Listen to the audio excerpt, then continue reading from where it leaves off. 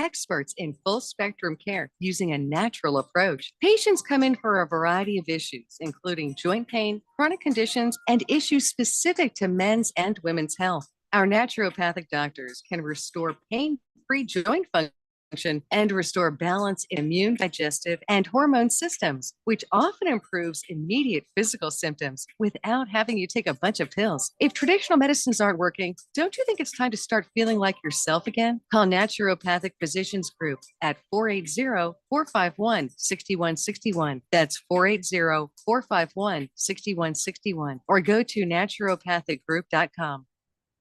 Breaking news coming in from Bet365, and it's no surprise. Same game parlay from Bet365 just keeps getting better. Well, it's even easier to make a bet. Choose from the most popular markets like hits, run line, totals, and home runs. So many to choose from. Download the app, start building your bet, and see why it's never ordinary at Bet365. Gambling problem? Call 1-800-NEXT-STEP. 21 plus only. Must be physically located in Arizona. T&Cs apply. Life is full of bright moments, but sometimes those moments can seem too far away. Trained and caring crisis specialists in Arizona can assist you with any situation, big or small. Free and confidential help is only one text away, day or night. Text the word HOPE to 4HOPE. That's HOPE to 44673. These moments matter, and so do you. This message is sponsored by Solari Crisis and Human Services. KQFN Tempe. Also transmitting on K257CD Phoenix at 99.3 FM and K240EU Mountain Hills at 95.9 FM. Wherever you go, take us along. Listen to our live stream on our free Fanatic app. Download it today. All right, people, settle down. Because it's time for what? Showtime. When does it start? Right now. 3, 2, 1. Let's get on with the show. Let's do it.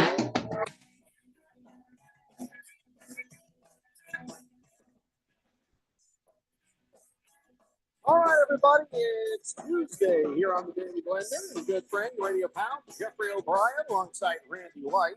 We got Harris Hicks in the control room, and you guys are on the Fanatic text line, 888-368-1580. If we broadcast live in the Harmon Solar Studios in Scottsdale, yes, it is Taco Tuesday.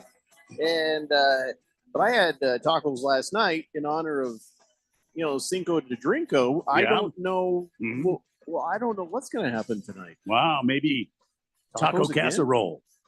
Well, I mean, there was I made sure there was no tacos left over. Mini tacos, maybe street tacos. I'm really not sure what to do about this. I'm really not sure. Fish tacos. Well, we had chicken tacos, so and then we only had 3 hard taco shells left over. I don't know. I think it's too much to ask. I think it's too much to ask to have tacos 2 nights in a row. Maybe you have lengua taco. Seems too good to be true. Lengua. But it isn't. What's the a lengua? Lengua taco. What's that? It's a meat. Kind of meat? Lengua. What's lengua? Meat. What kind of meat? Lengua. No. What kind of meat? Because I feel like it's like testicles or something. No, it's cow tongue. See, I'm not eating cow tongue. I've told you what this do you before. Mean? I will never eat cow tongue. Okay. I refuse to eat something that's been in somebody else's mouth. It is a standard for me. But you will eat eggs, though. Yes. It is a type of taco made with braised, slow-cooked beef tongue, a traditional Mexican dish. You just told me that. Yeah, I told you. Cow tongue. Yes. Were you not paying attention? I'm verifying the definition. Braised, I heard it. slow-cooked spices and just verifying the definition. Stuff in there, and it's and you stir that around occasionally. Nope. Oh my God! You put that, and it's fall apart good. Nope. Oh yeah. Nope. I don't think Harris is eating it either. Look at the look on his face. He ain't eating tongue. I have not had a lengua. But it sounds. You know what, Randy? How would you rate it on a scale of 1 to 10? Lengua. Never had it myself. Oh, okay. If you were going to give it a good rating, I was going to try it. Well, there was. Listen, a lot of people think you've never had it yourself. Never had it myself. Why are you trying to get me to eat it? I wanted to see what you thought of it. Maybe he's curious for himself, but he's afraid to try it. Ever eating tongue. Mm-hmm. There's only one tongue that goes in this mouth, and it's downstairs right now working out. Never eating tongue. Yeah, there you go. Excuse me? Is that a metaphor? No, what do it's you like, mean? it's Isn't like everything a metaphor? my wife is literally downstairs working out. Alec, okay, Her tongue sorry. is the only Sorry. tongue that's going in this mouth. Isn't everything a metaphor, Randy? Well, What? that wasn't a metaphor. This is like completely legitimate, straightforward. My wife's tongue, Oh. which is currently downstairs in her Mm. mouth. Mhm. So there's no metaphor here. Right. Yeah. Right. We're metaphor free at this Well, I mean, moment. you let her tongue in your mouth. Why not Yes, I do. let some slow braised, highly seasoned lengua? I've already made myself clear. I Great don't feel point, like I Randy. need to repeat myself. Mm. The Jet says, I make it for my kids when they request it. But when they were little, I called them special tacos. I didn't want them to know it was cow tongue. He says, Lengua. you're missing out, Jeffrey. You It can't makes call them- it cow tongue. You got to call it lengua. Yeah, it doesn't make it different. It's still Yeah, cow oh, yeah. tongue. Yeah. Oh no, you did lengua. It's not cow tongue. It's lengua. No, thank you. Navy Brad says Stella is now been with him for 1 year, his service dog. Oh, happy anniversary. Yes, I guess that's the right thing. Okay, Anniversary. Yeah. very well. Mr. Wilbur says that taco's probably finger licking good. Mm. No, I'm not ever eating it. I'll never know. And no, Big George, we can't call this Tostada Tuesday. It's Taco Tuesday. Keep your day thoughts to yourself. Abe Froman, Sausage King of Chicago, says cow tongue. I'm an adventurous eater, but even I've got boundaries. The only foreign tongues I allow in my mouth is from Mrs. Froman and my mistress. You know what's in sausage, right? Yeah, you should not have a mistress. Oh, and his mistress. I just caught that last part.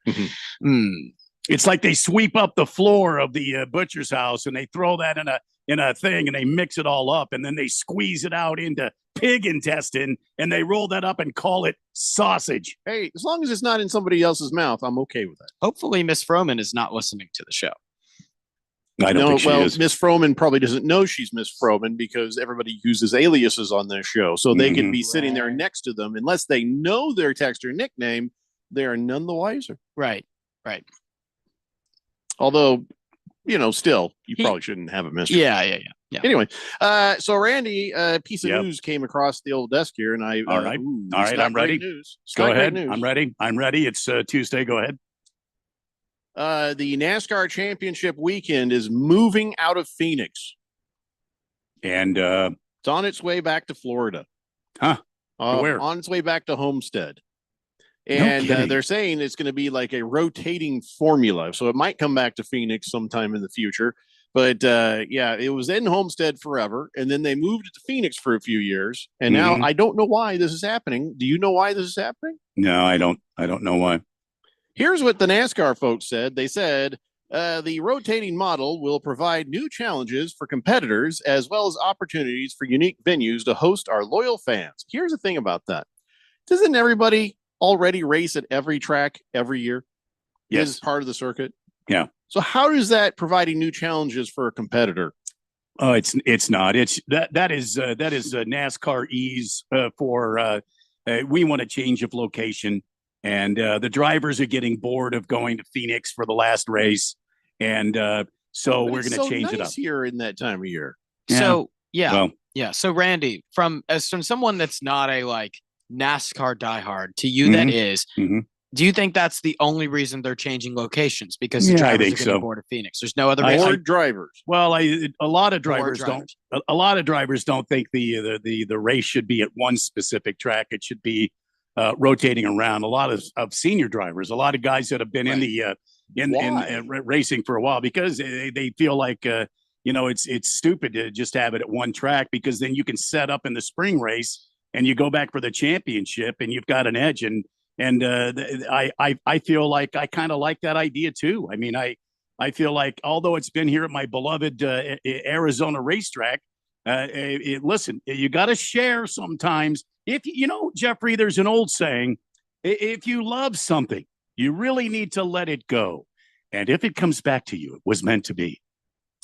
Moiswood and I had the exact same idea at the exact same moment. You say the drivers are getting bored, but not with all the left turns. Just with the tracks. They don't get bored going left consistently, constantly, every single race for 700 miles. they're bored with where they do it. You see what I'm saying? I understand what you're saying, but they actually NASCAR doesn't do just left turns exclusively anymore. For the most part, they really don't. Well, majority of it. Yeah. They have about a third of their schedule now is road races. No kidding. Road courses. That's awesome, actually. Yeah. Really? Yeah. Like what courses? Well, they have made a street course in Chicago. They drive on the Austin racetrack, the Formula One racetrack. Okay. They drive on. I can't think of it now. There's. They drive instead of the Indianapolis quad oval. They drive the road course there. They drive instead of driving around in circles at Charlotte. They drive on the Charlotte, what they call the Charlotte road course, which is a part oval or part oval, part road course. They call it the Roval. They drive in Road America. They drive in. I'd have to look at the schedule. There's about a third of their races now are road courses. Wow. Yeah. Well, that's good. That's good. Very informative. And so, here's the thing about Phoenix Raceway. They'll still have the fall race. They'll have the spring race. It's just, and this it won't be a championship race. Right. This coming November, they still have the championship. This is starting next year. Next year will be in Florida. I don't know why they're going to go to Homestead. I'll be honest with you. That doesn't make sense to me. What does Homestead have to offer NASCAR fans? It's in a swamp area. It's an older track. I just don't understand why NASCAR wants to take it back to Homestead, Florida. It doesn't make sense to me. Yeah, I feel like Homestead's also out of that belt, which is where NASCAR is the most popular, you could say, from deep south, like Daytona Beach, Bristol Motor Speedway, like all those areas, Mm-hmm. And Homestead's near Miami. So it's really it's just nothing kind of about Florida makes sense. Mm-hmm. No, nothing about Florida makes sense. So here we are in Phoenix, Arizona, and the time of the year in November is a great time here. The weather's finally cooled off, but it's still sunny. It's not a bunch of weather. I mean, I don't remember a time we had issues at Phoenix Raceway when we were having these races. So I just don't understand. I mean, why would? Well, according to bored with that. According to NASCAR, okay, this is Ben Kennedy, Executive Vice President and Chief Venue and Racing Innovation Officer.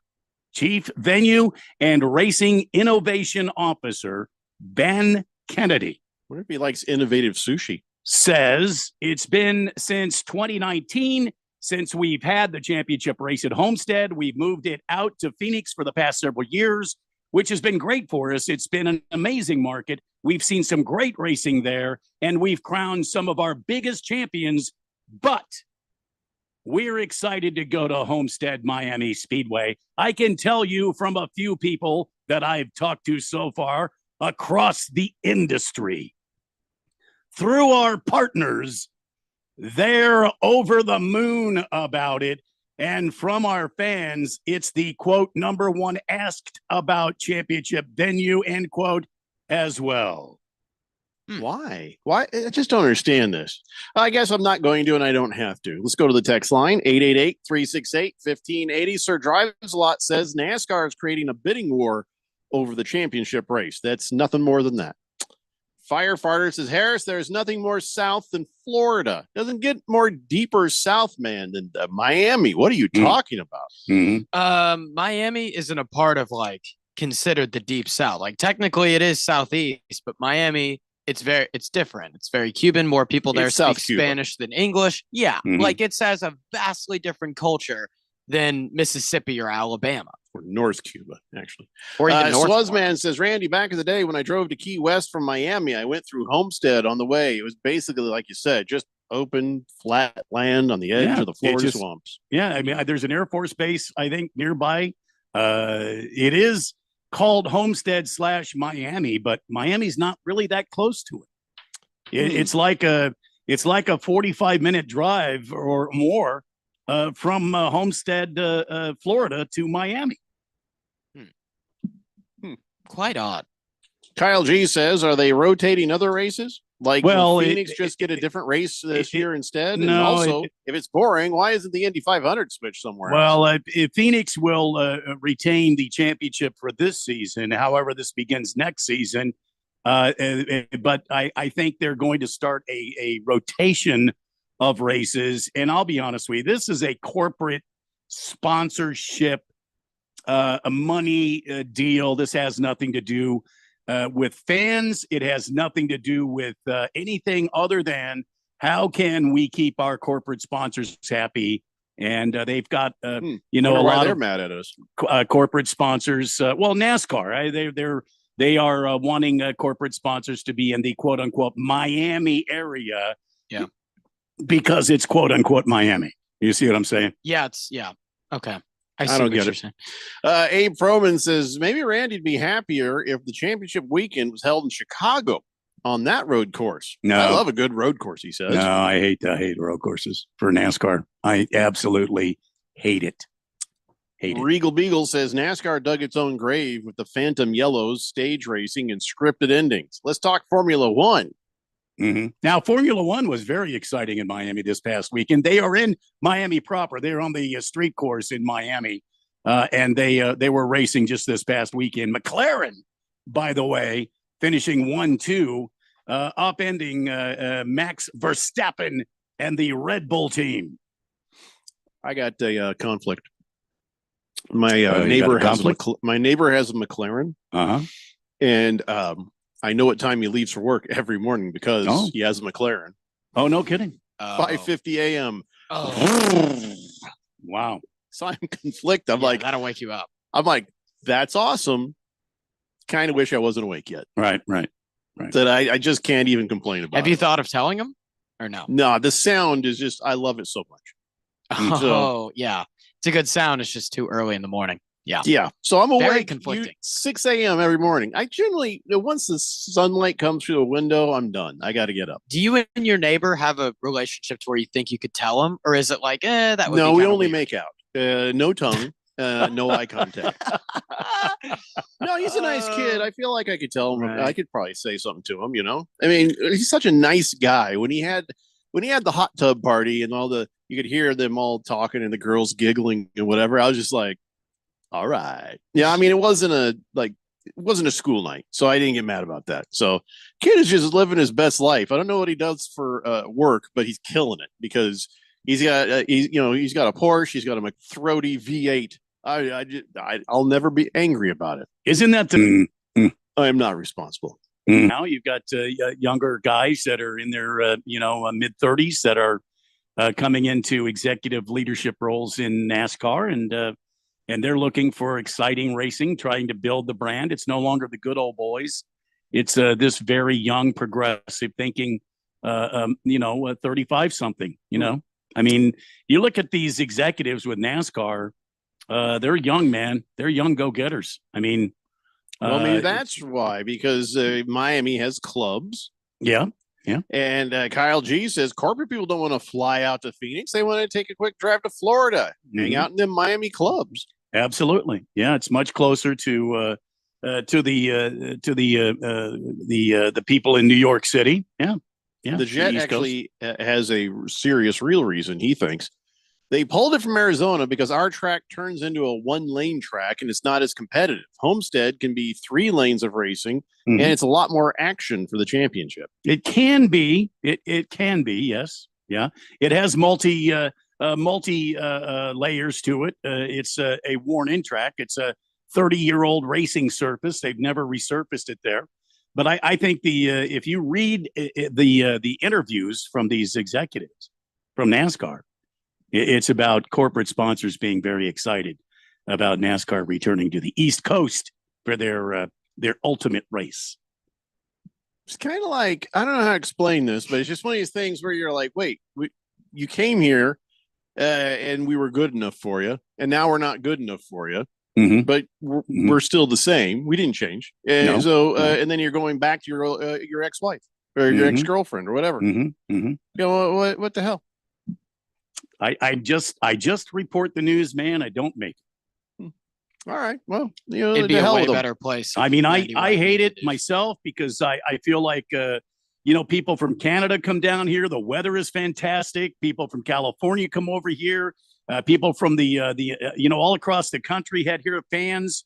There's plenty of room for fans out there. There's a lot of camping. Where at the Miami racetrack, there's not a lot of camping. It's swampland around there. You've got to stay a long way away in Miami if you want to stay to go see the race out there. We don't have alligators. It's an old facility. It's not a state of the art, brand new facility by any shape of the imagination. And just because you have cars that are 3 wide, they've had a couple of thrilling finishes there. It doesn't mean that it's it's the best track to have the championship at. If it were me, I'd like to see NASCAR move it around to Nashville, for example, Rockingham, Daytona, Talladega, some of the courses that have made NASCAR what it is in the past, but they're not going to do that. They're going for the bright lights, the big splash, as it were. Yeah. Really eyeing new things instead of sticking to the tradition as well. Yeah, and a lot of their fans are angry because of it. So Ghetto Girl says, I went to a NASCAR race in Arizona this year. It was like the people of Walmart, but on steroids. Yeah. Yeah, you are correct. All right, we got to take a break. When we come back, we will talk other things. We got baseball and basketball and this and some of that. And it's the Daily Blender here on 1580, The Fanatic. Olay Indulgent Moisture Body Wash. It's me, Olay Indulgent Moisture Body Wash. I see those dry elbows, baby. But don't worry, get moisturized right in the shower. So hydrated, you can skip the lotion after. Don't want to see it dry no more. Get so moisturized with body wash. Look at you now. No more dry skin. Your skin gets the moisture it craves with Olay Indulgent Moisture Body Wash.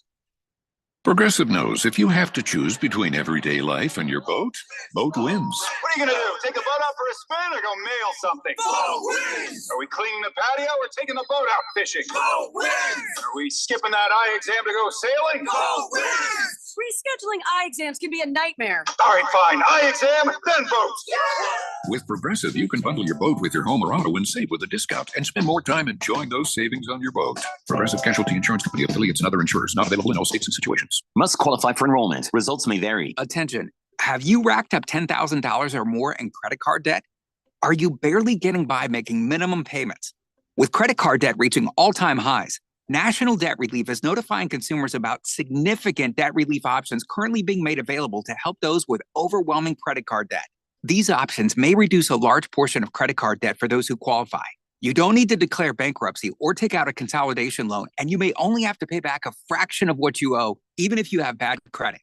National Debt Relief has already reduced the credit card debt for more than 550,000 consumers. So don't wait. If you owe $10,000, $20,000, or even $100,000 in credit card debt, you can now take advantage of this financial debt relief as the cost of living continues to skyrocket. To check what debt reduction you may qualify for, call 800-447-7755. That's 800-447-7755. Once again, that's 800-447-7755.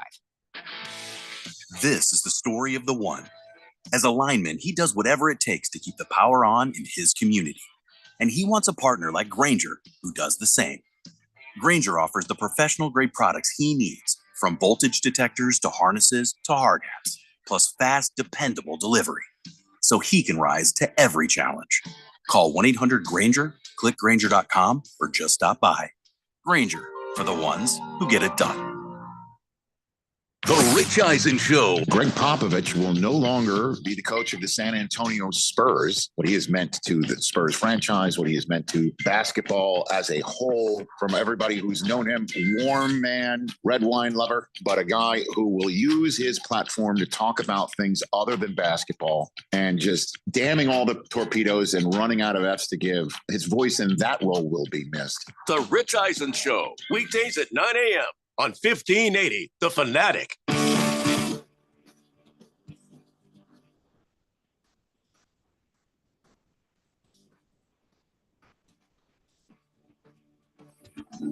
Blender here on 1580, the Fanatic. Yeah, the Diamondbacks lost last night. Yes. Okay.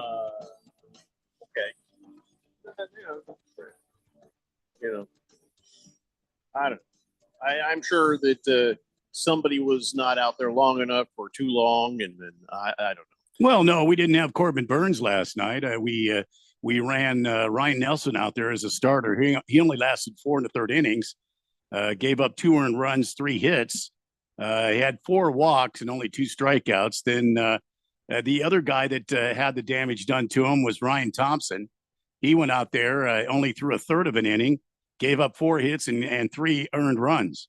So, I mean, Jose Castillo, Juan Murillo, Tommy Henry, they did well. Didn't give up any runs. I don't know why Ryan Nelson, I didn't see the game. I don't know if he started to give up too many base runners. I don't know what the situation was. And, our bats weren't really alive last night. Yeah. I mean, we had a total of 5 hits or 6 hits. Well, also they couldn't hit their way off of a bases loaded situation. Well, if you can't get the runners in a bases loaded situation, you're going to lose every game. So, yeah, the Diamondbacks are just kind of not hitting the ball right now, and they're dealing with quite a bit of pitching woes as well. I know exactly what happened yesterday. So here's the thing: the game starts like today, 6:40 p.m. That's problematic. Okay. All right. 6:40 p.m. Here's why. Yesterday was Cinco de Mayo.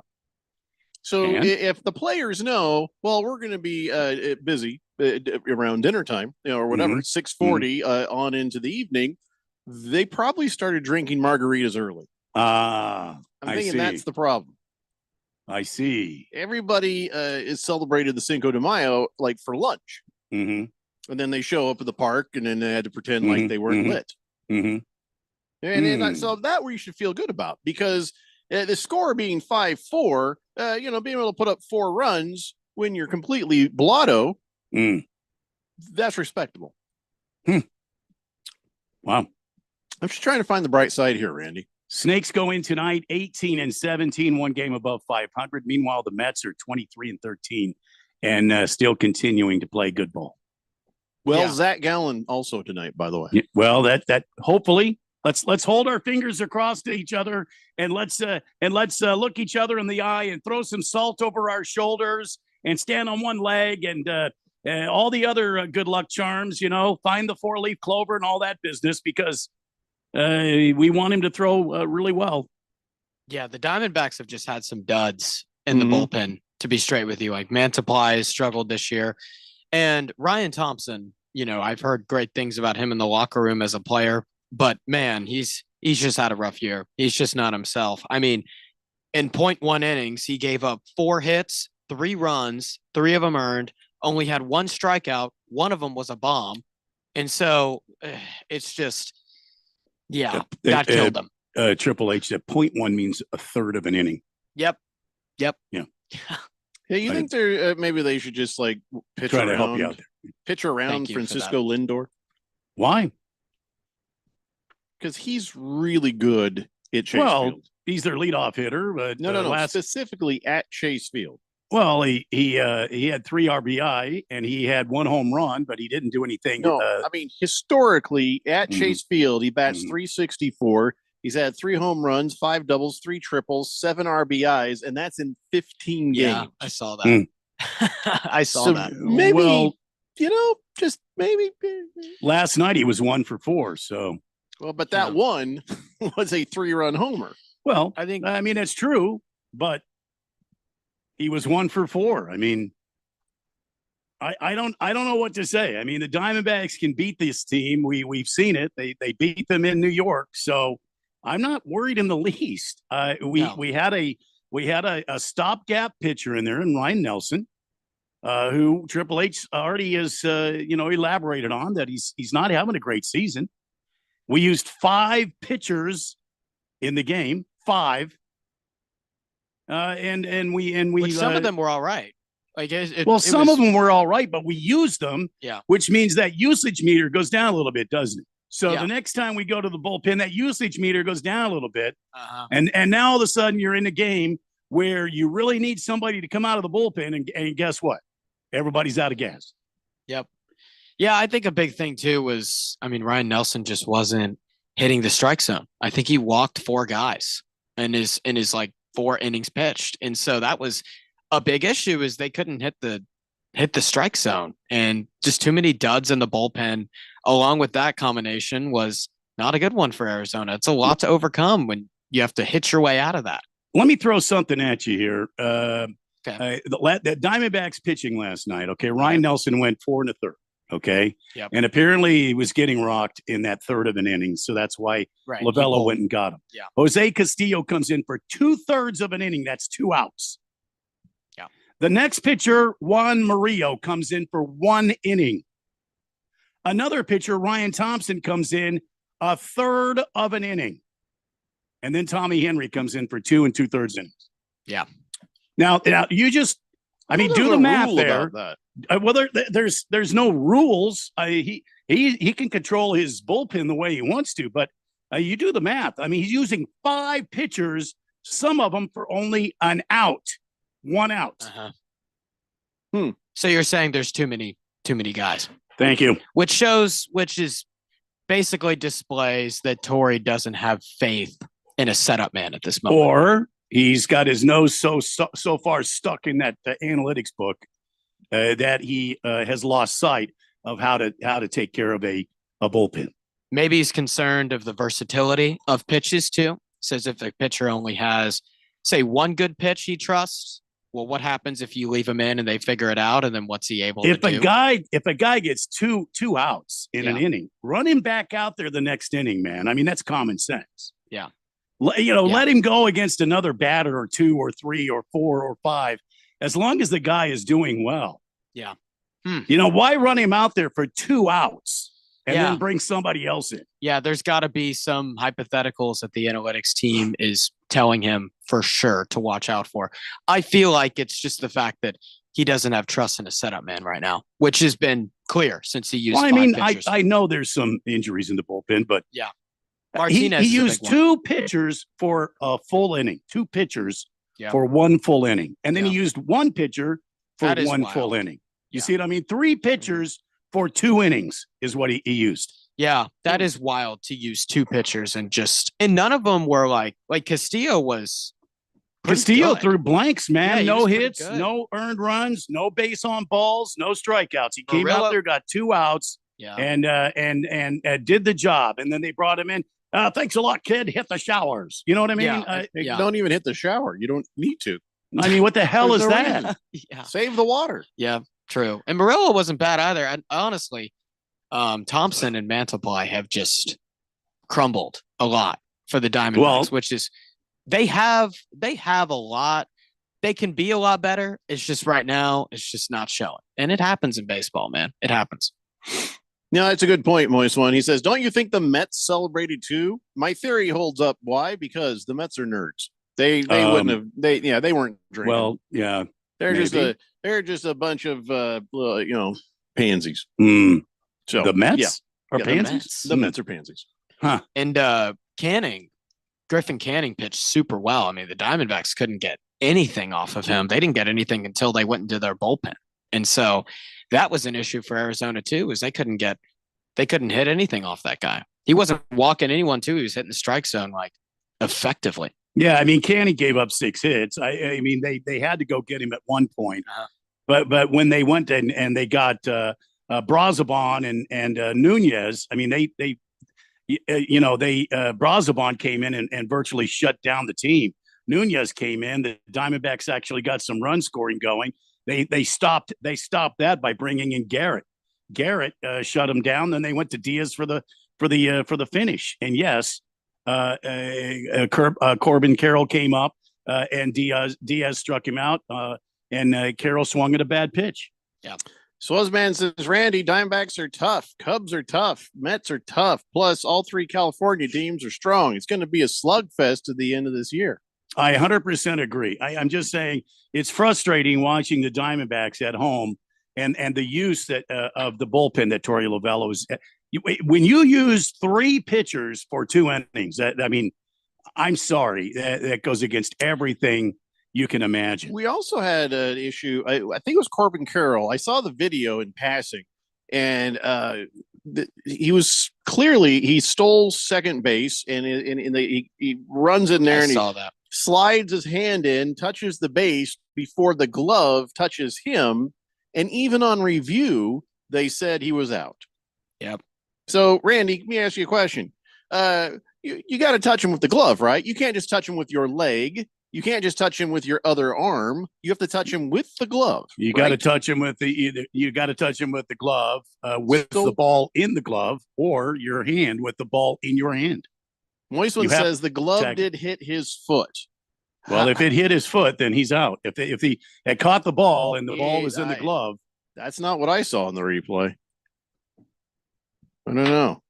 Yeah, he looks safe to me. I'm just saying. I mean, I'm not trying to be a homer. Yes, I am wearing a Diamondbacks hat and T-shirt right now. Hey, I don't make any excuses for being a homer. I'm a Diamondbacks fan through and through. I have no reason not to think anything but great things about the Diamondbacks anytime I can.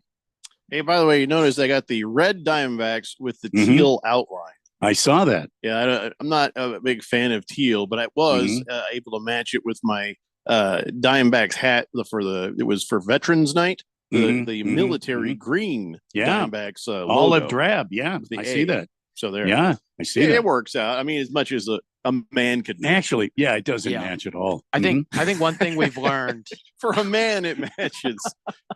That's green. That's green. It's like my hat matches my shirt, right? Yeah. Don't come at me with, well, no, that's green. That's teal. No, that's green. That's green. Yeah. Okay. I match. My wife. Okay. This is red and teal, and this is a blue shirt. I match. My wife says to me the other day, she says, because I said I might be going back to the office a little more often. And she says to me, she's like, before you leave, check with me. What?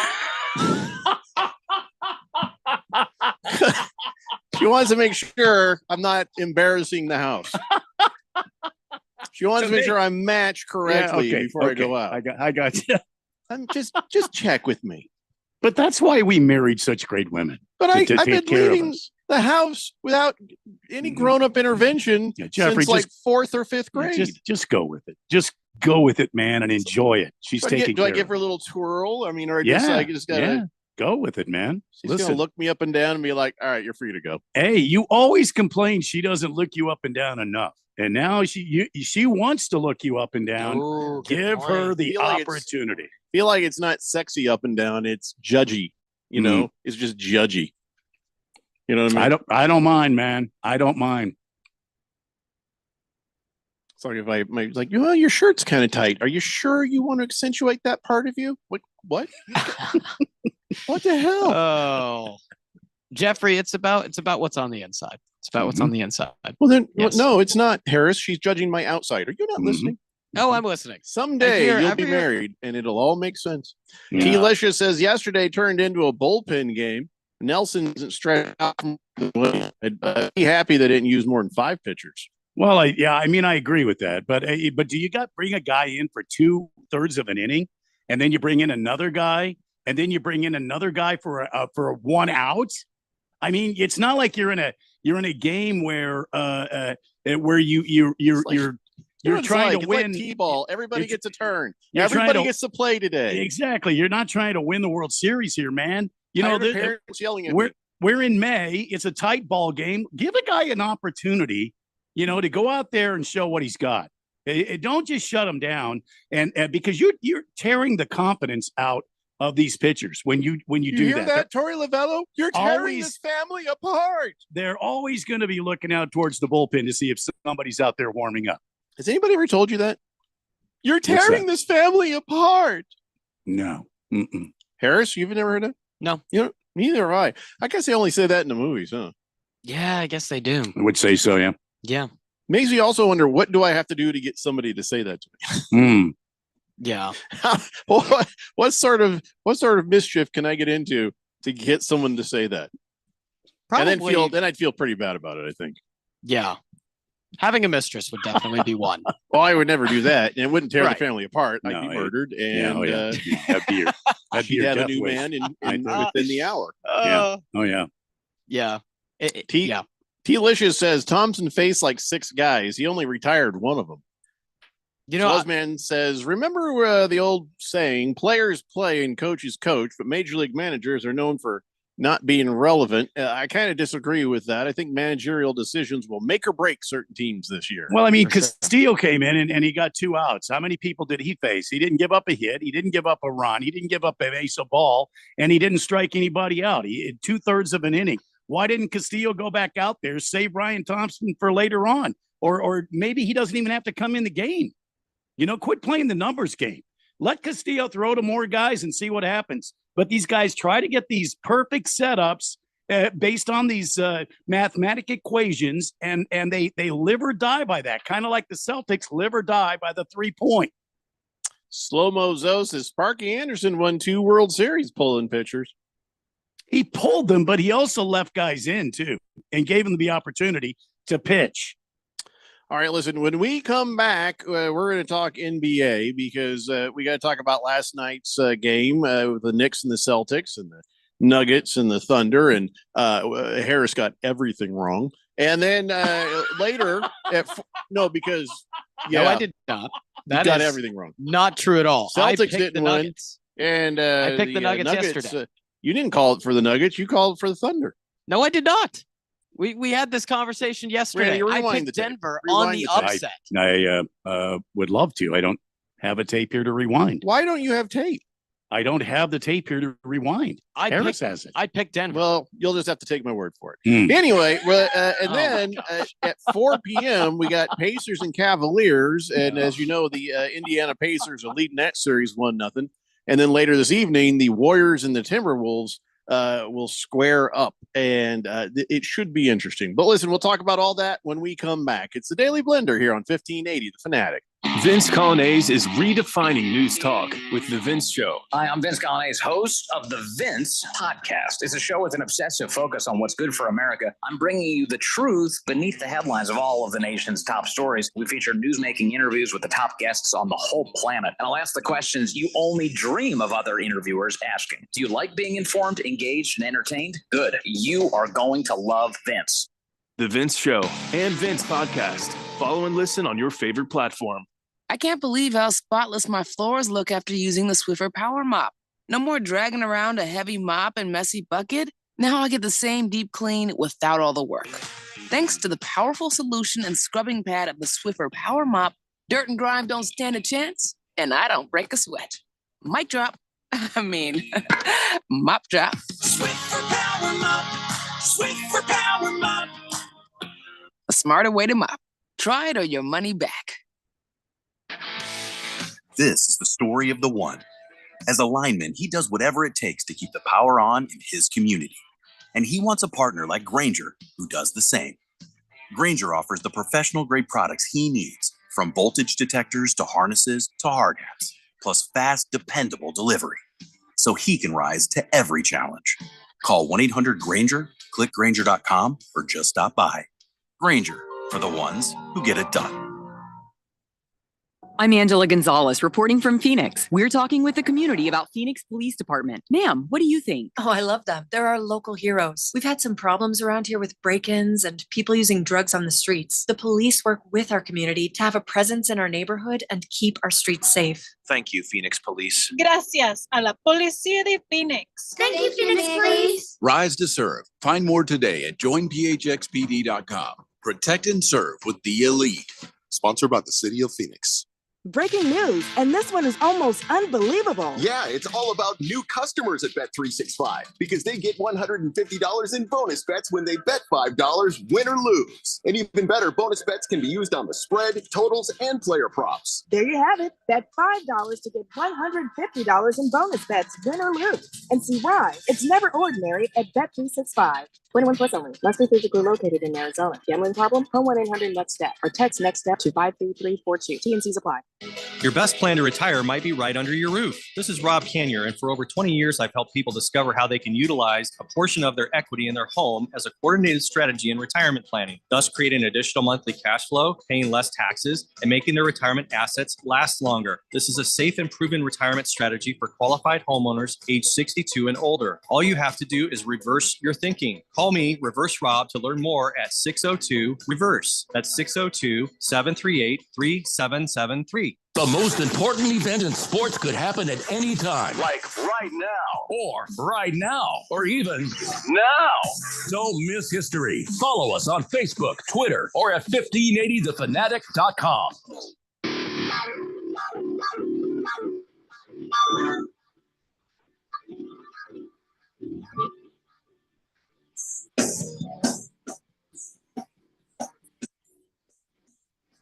Glenberg here on 15, the Fanatic.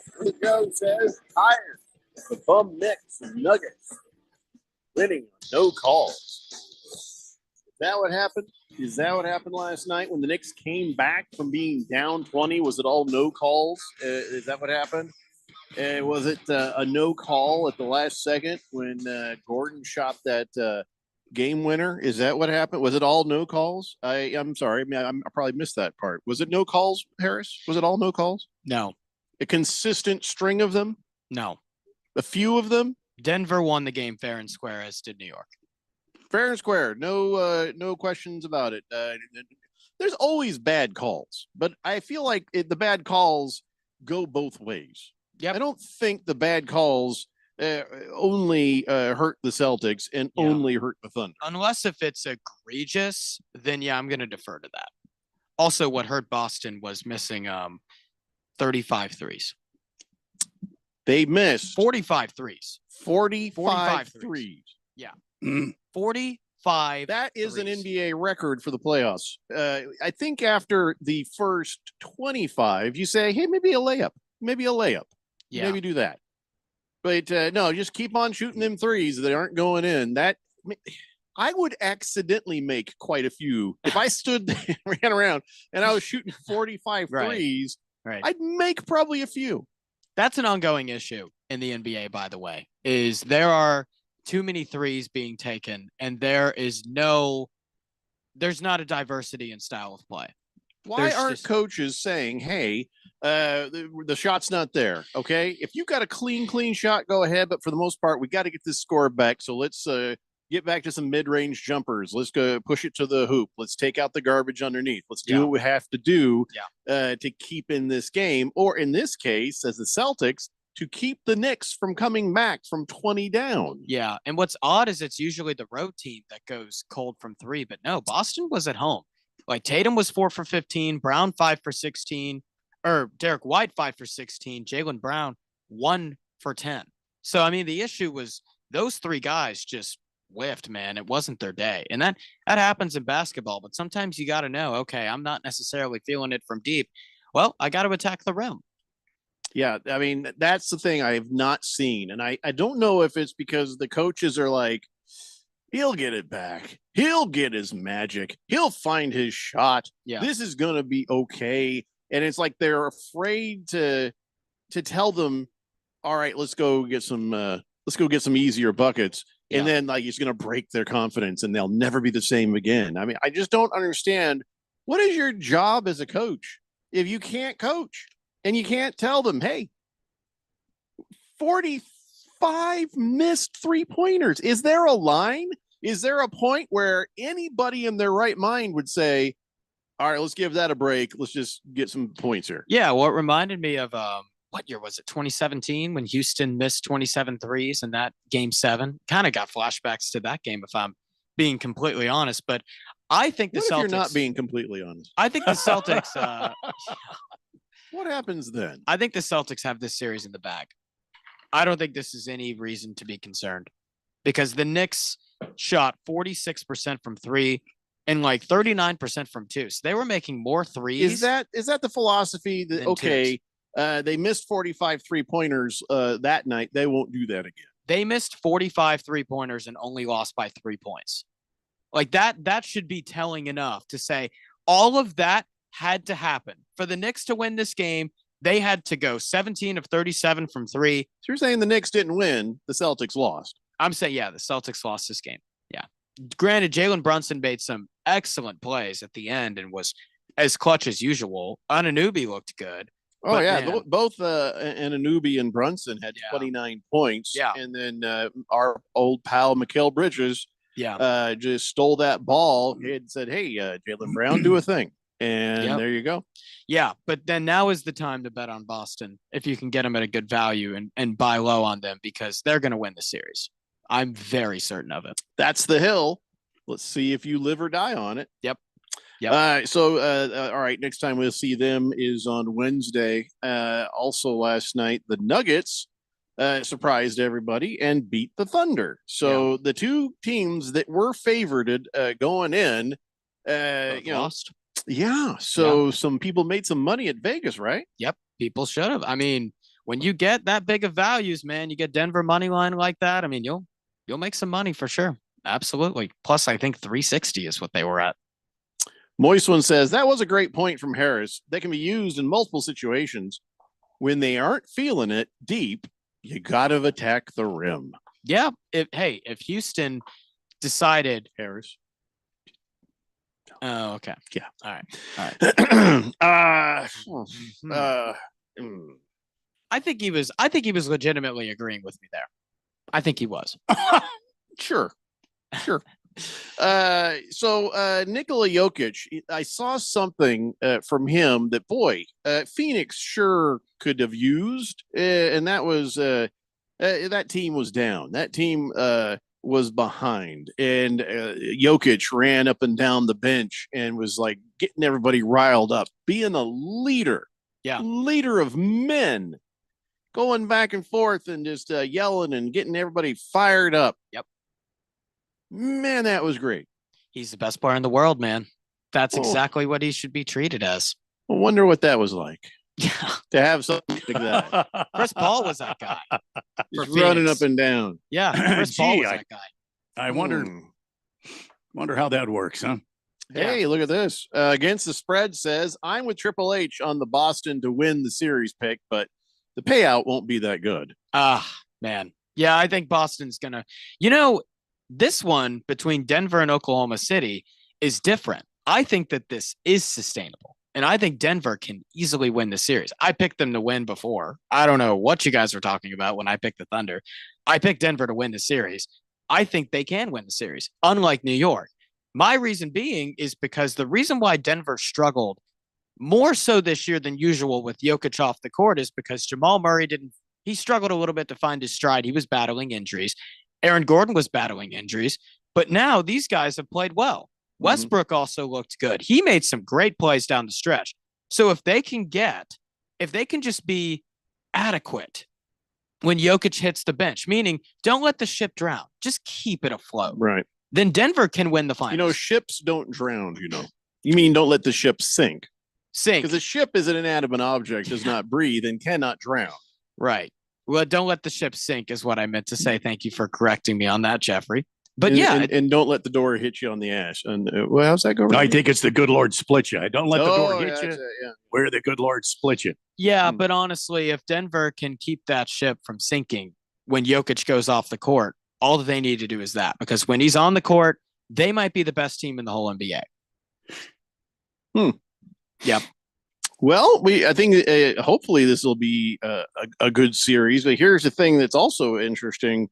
The home teams lost last night. Yeah. First game, the home teams lost. Let's roll the tape back on Pacers and Cavaliers. When Pacers went up 1-0 over the Cavaliers. Cavaliers were also at home, weren't they? Yeah, they were at home. So every home team in this stage of the semifinals has lost the first game. So that's maybe weird. rust is a thing. Because, the Celtics had some time off for sure. Oklahoma City had a lot of time off. Cleveland had a little bit. So, maybe. Ringless Joe says bum Nuggets ain't going to beat OKC Thunder in 5. Not in 5. I never said it. He said, I'm sorry, there was a comma. The bum Nuggets ain't going to beat OKC He says Thunder in 5. Oh, okay. Oh, Thunder in 5. No. Yeah. I don't say that. I mean, also, if we've learned one thing, it's that Jokic deserves the MVP. Point blank. He's not going to get it, though. Yeah, he should get it. You know why he's not going to get it, right? Voter fatigue.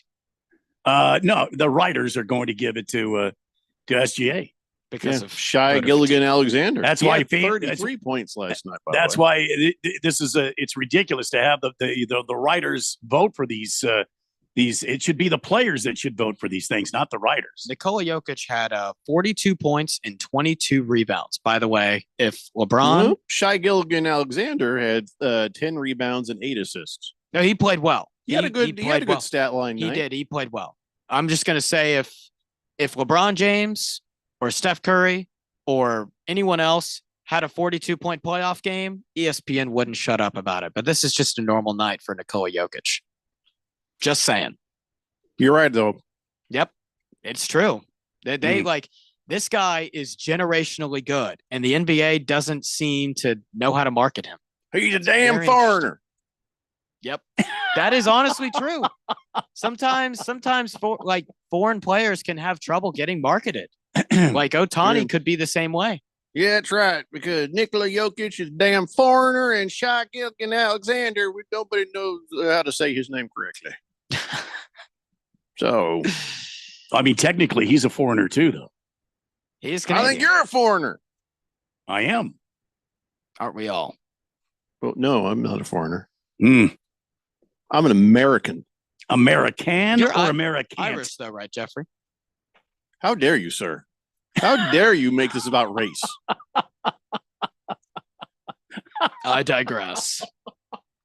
Forgive me for trying to start a convo. Try to come around here with your racial epithets. What was that? Lucky Charms? What? Oh my God! I can't believe you said that.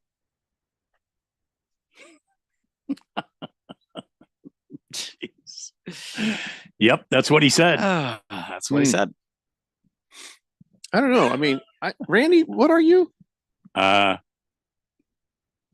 an American. I don't know. He's Randy. Really know what you He's are? just Randy. I'm a mutt. I don't know. When he gets the Ancestry 23andMe, it just comes back as Randy. I mean, that's all fake. I could have got a job writing for those guys. Are you kidding me? It's all made up stuff. Really? I feel like if I sent my DNA in, they'd bring me back. I get a picture of some breakfast sausage. I don't. Sausage. That makes sense. Yeah. Firefighter says, I think Randy White is the most American white bread name I've ever heard. He is. How's Randy White a foreigner? Ralph, thank you. Thank you very much. I want to know what love is. When I see Randy, I think American. I really do. As you should. Yeah, I really do. I mean that sincerely. Donnie. Donnie. Donnie. He's like, give us a prediction for Wolves Warriors. Now? Warriors in 4. Oh, boy. Now you've done it. You just lit the fuse. We'll be back. Must qualify for enrollment. Results may vary. Attention. Have you racked up $10,000 or more in credit card debt? Are you barely getting by making minimum payments? With credit card debt reaching all-time highs, National Debt Relief is notifying consumers about significant debt relief options currently being made available to help those with overwhelming credit card debt. These options may reduce a large portion of credit card debt for those who qualify. You don't need to declare bankruptcy or take out a consolidation loan, and you may only have to pay back a fraction of what you owe, even if you have bad credit. National Debt Relief has already reduced the credit card debt for more than 550,000 consumers. So don't wait. If you owe $10,000, $20,000, or even $100,000 in credit card debt, you can now take advantage of this financial debt relief as the cost of living continues to skyrocket. To check what debt reduction you may qualify for, call 800-447-7755. That's 800-447-7755. Once again, that's 800-447-7755. Why choose a Sleep Number smart bed? Can I make my side softer? Can I make my side firmer?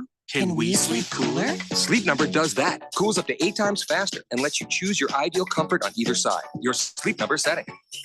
It's the Sleep Number Everything Smart Bed sale. Every smart bed and base are on sale during our Memorial Day event. Up to 50% off, plus free home delivery. Limited time.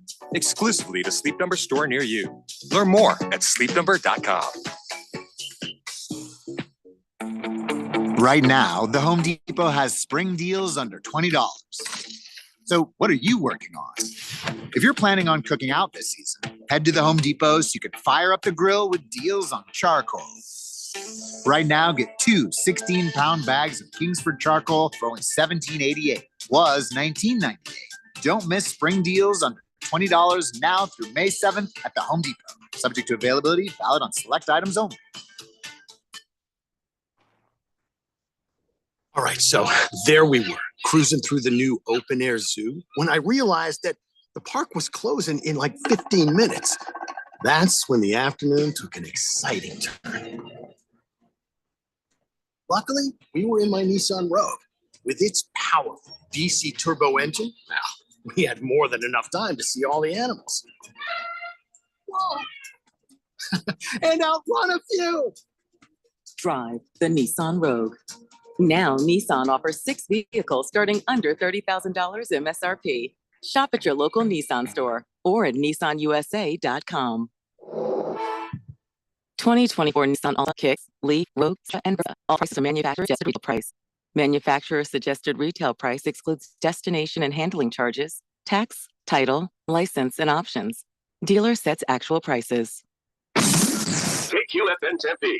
Also transmitting on K257CD Phoenix at 99.3 FM and K240 EU Mountain Hills at 95.9 FM. All right, people, settle down because it's time. Time for what? Showtime. When does it start? Right now. 3, 2, 1. Let's get on with the show. Let's do it.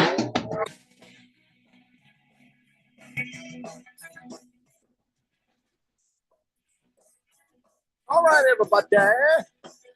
4 o'clock here on the Daily Blender. I'm your good friend, your radio pal, Jeffrey O'Brien, alongside Randy White.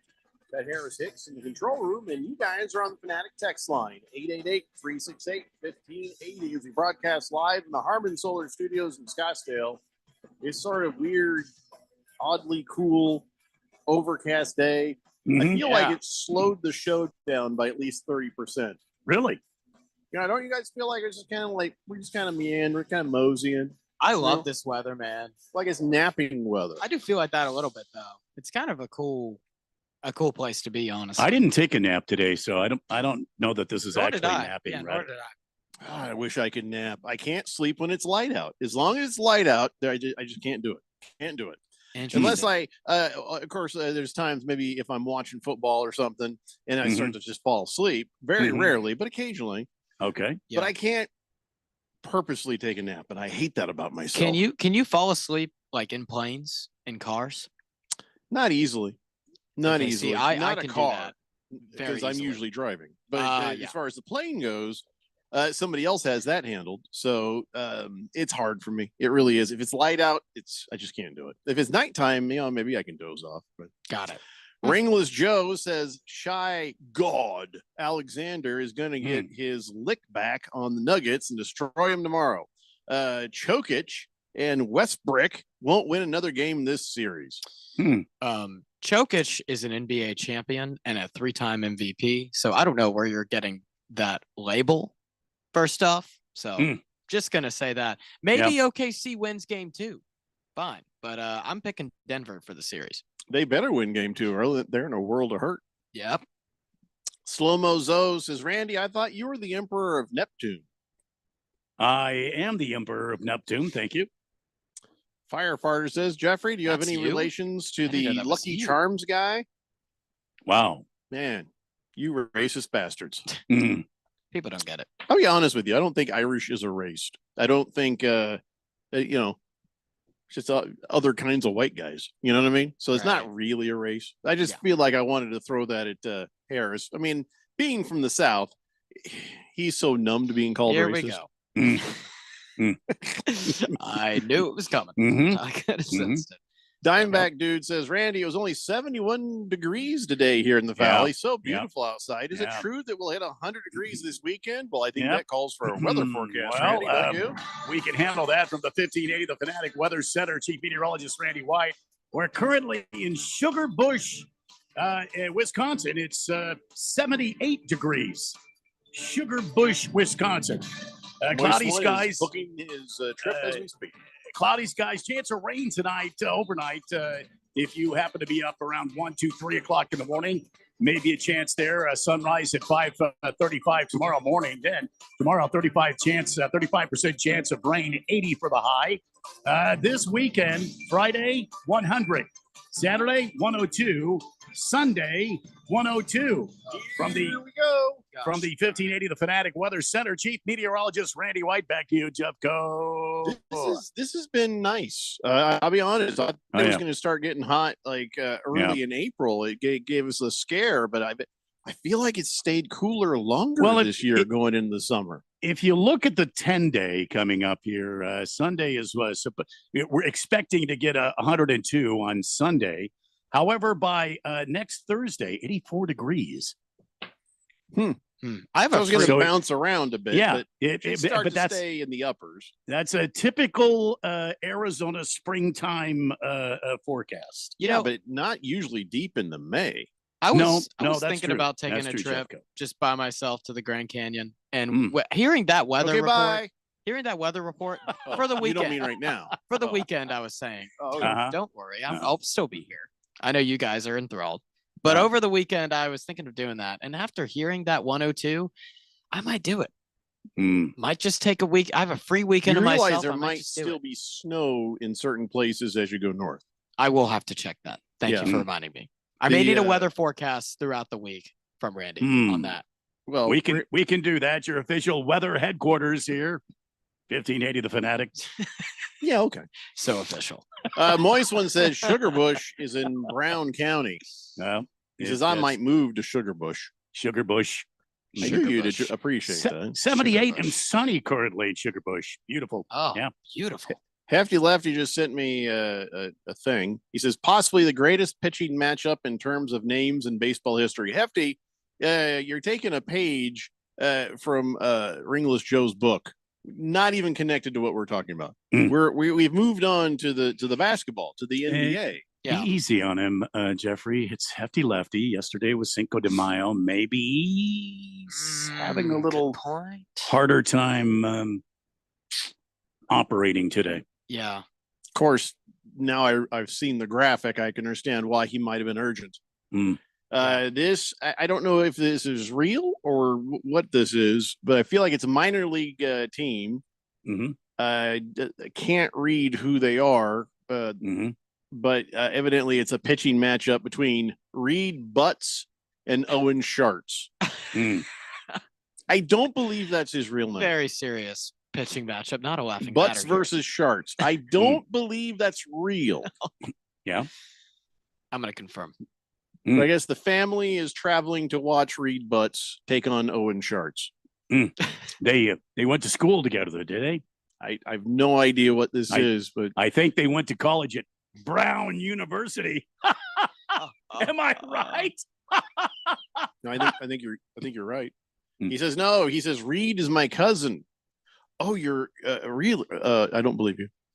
That doesn't even look like a real picture. I don't believe you, Hefty. You know, AI is everywhere, Hefty Lefty. Oh no, this isn't isn't able to find AI. this yet. Just really odd Photoshop, I think. I don't know. Okay. Anyways, back to the NBA. Basketball.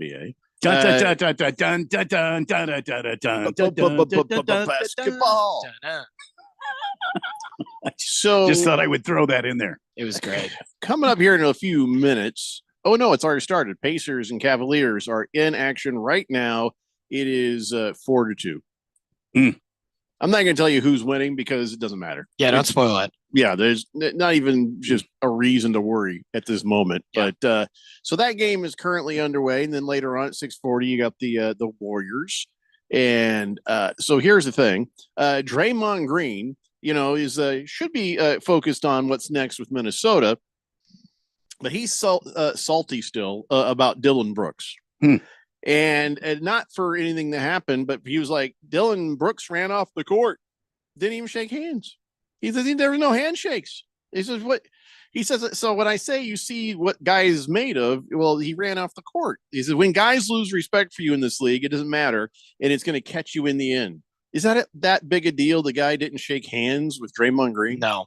You think the rest of the league is like, oh, we've noticed. We're watching now. No, they're not. I can. Draymond Green, you're a one to talk. You kick people in the nuts on a regular basis. Now you're mad a guy didn't shake your hands? But he'll shake your hand after the game. You know what's crazy is people in the NBA in the 90s, everyone used to hate each other. That was there was legit hate between some police. Yeah, players. I don't know if you guys have Dwayne Wade was talking about this. He saw Isaiah Thomas and Michael Jordan in the NBA 75 celebration, and they wouldn't even like talk to each other. I was like, what's going on with those two? It's like, oh yeah, they still like that was the typical culture. And nowadays, when someone doesn't like each other like that, it's like this massive ongoing issue of like, oh no, he's not respectful, like all this stuff. It's like, man, I sort of miss the culture. Yeah, if I don't respect you, when I it don't, was it's like because I that. don't like you, and I don't think I'll be respectful When it towards was you. like that. Yeah, exactly. Like, look, I think the NBA needs more Dylan Brookses. I've been vocal in saying that. I think it would be great for the league. So, you know what? Fine. They didn't shake hands. Whatever. That's fine. I Doesn't don't care either if they shake hands or if they like each other. Not everybody goes off on jet skis to Cabo with LeBron and Chris Paul and Kevin Durant. And by the way, again, look this up. Kevin Durant on a water slide with the most serious look in his face. It's like he's like, I'm having fun. Well, you don't forget to tell your face, because he just looked the same going down that water slide like he does when he's on the court. Just complete straight face, like, and it's like, dude, that was a massive water slide. You should be like, wee, nothing, no emotions coming from him. Maybe he was scared. I doubt it. Because of his height. That was a very quick ride. But so, Draymond Green, complaining because somebody wants to shake hands. Well, Draymond Green is also an instigator. He's also a bear poker. He's a guy who's constantly getting into stuff. And, so is Dylan Brooks. So maybe it's like, that clashes. They don't like each other doing the same act. Okay. So he doesn't want to shake your hands. Big deal. I think that's what Draymond Green's doing here. I think he's calling him out, and he's criticizing him because he is an instigator. He's calling him out. He's like, I don't respect you because you act tough, but you ain't tough. Dylan Brooks is more like Draymond Green than Draymond Green wants to admit. And that might be. Right. That might be. I'm just saying. Because you remember Dylan Brooks when he was Mr. Tough Guy a couple years ago in the playoffs, and then after the game he ran off and didn't talk to press or anybody. He exited the building. This is also coming from Draymond, who, I mean, you guys remember, cyber kicked Steven Adams in the nuts. Well, also Manu Ginobili. Yeah. Oh, right. He's kicked more than a few nards in his time. Yeah. By the way, Manu was walking pretty nice when he was next to Pops. Was he yesterday? Yeah. Mm-hmm. Oh, I'm a big Ginobili guy. Don't even get me started. Most underrated player in NBA history. Mr. Wilbur says.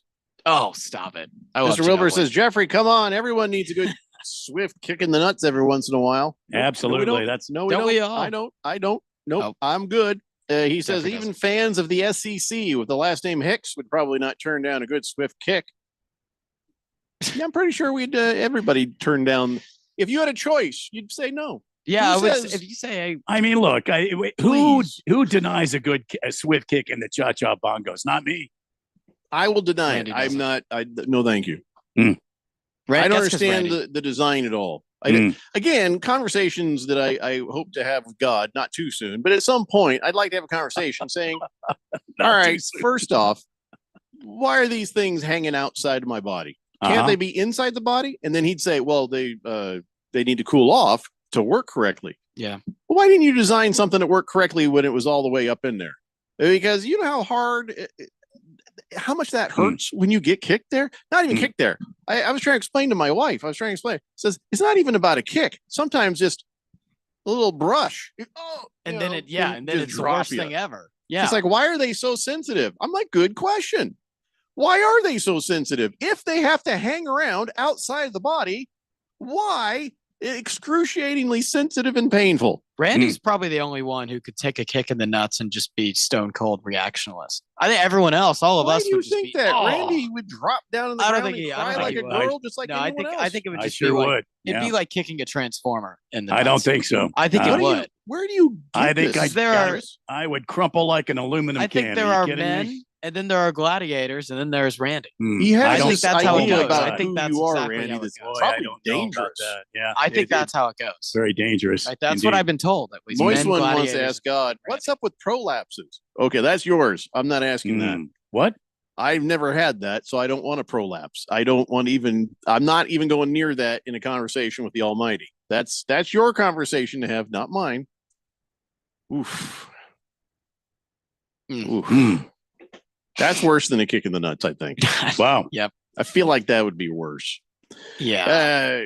Draymond ain't afraid to throw punches. Ask Jordan Poole. That's true. That is true. He will throw a punch. I don't know if Dylan is a puncher. Don't know if Dylan's an actual fighter. I wonder if it's overdue for them. I don't know. So you think Draymond Green and Dylan Brooks are going to have to throw hands? I think you know what? I think it could happen. I wonder Dylan if Green they play again and it happens. If he got into a fighting with Draymond Green, Dylan Brooks would start crying and run off the court. You Oh, I kidding don't think me? he would. No. Oh, he's a panty waist. I don't think he would. No. Give I me don't a think he break. would. He goes into a house and it's dark, and you go boo. You'd make him cry. Give me a break. You think he would start crying? Yes, like a little girl. I know, Jet. Harris seems to think that Randy has been doing a new workout called Nuts of Steel. I don't think that's a thing. It's not. Yeah. Mm-hmm. Lost Toby says Dylan Brooks is the Timu Draymond Green. Oh yeah. Yeah, that's discount Green for sure. Yeah. Yeah. Mr. Wilbur says the flaw from God's standpoint is he should have made all of us men with cut protectors built into our skin. Yeah, I don't understand the design. I don't understand it. Ringless Joe says Thunder versus Nuggets is zesty versus unks.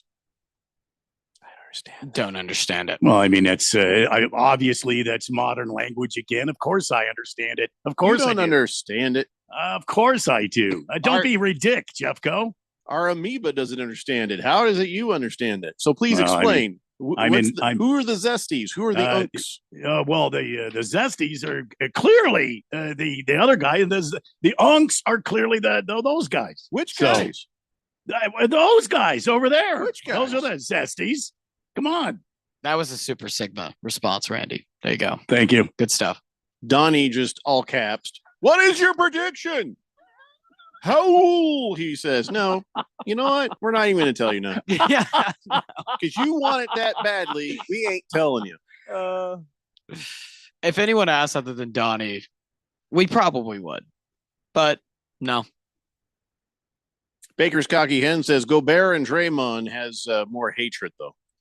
There is a lot of hatred between those two. But that why Gobert? Is it because he started COVID? I guess it's because he's, I don't know. Maybe Yeah, it's I think because it's he's because like, of that. on paper, he's this tall guy who can't shoot, right? And I think that can draw a lot of, I don't know, disdain from NBA players, maybe because he doesn't, quote, have as much skill. So I don't know. Shaq couldn't shoot. The defensive player of the year stuff is why, I would say.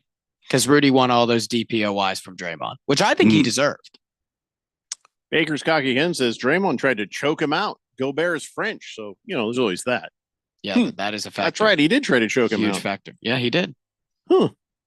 Fish Tank says, is Zesty young? Is Unk old? Is that what that all means? Yeah. That's exactly what it is. Not the zesty. The unk part, sure, but zesty, no. Means something different. Young and Lost hip Toby. and today. That's zesty.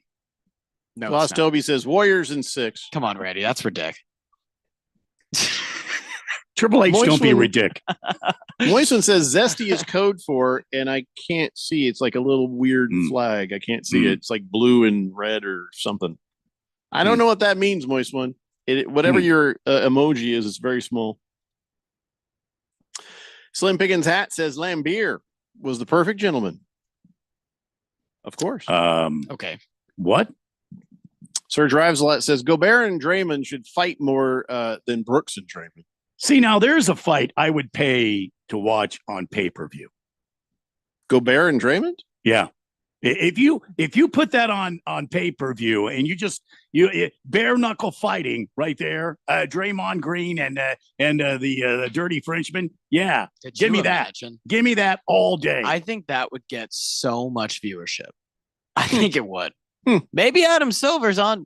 Would rather watch that than Logan Paul do anything. Look, we've already made some good ideas for the NBA. You know, we've talked about this, how innovative we are, of course. Yes. This one could be our best one yet.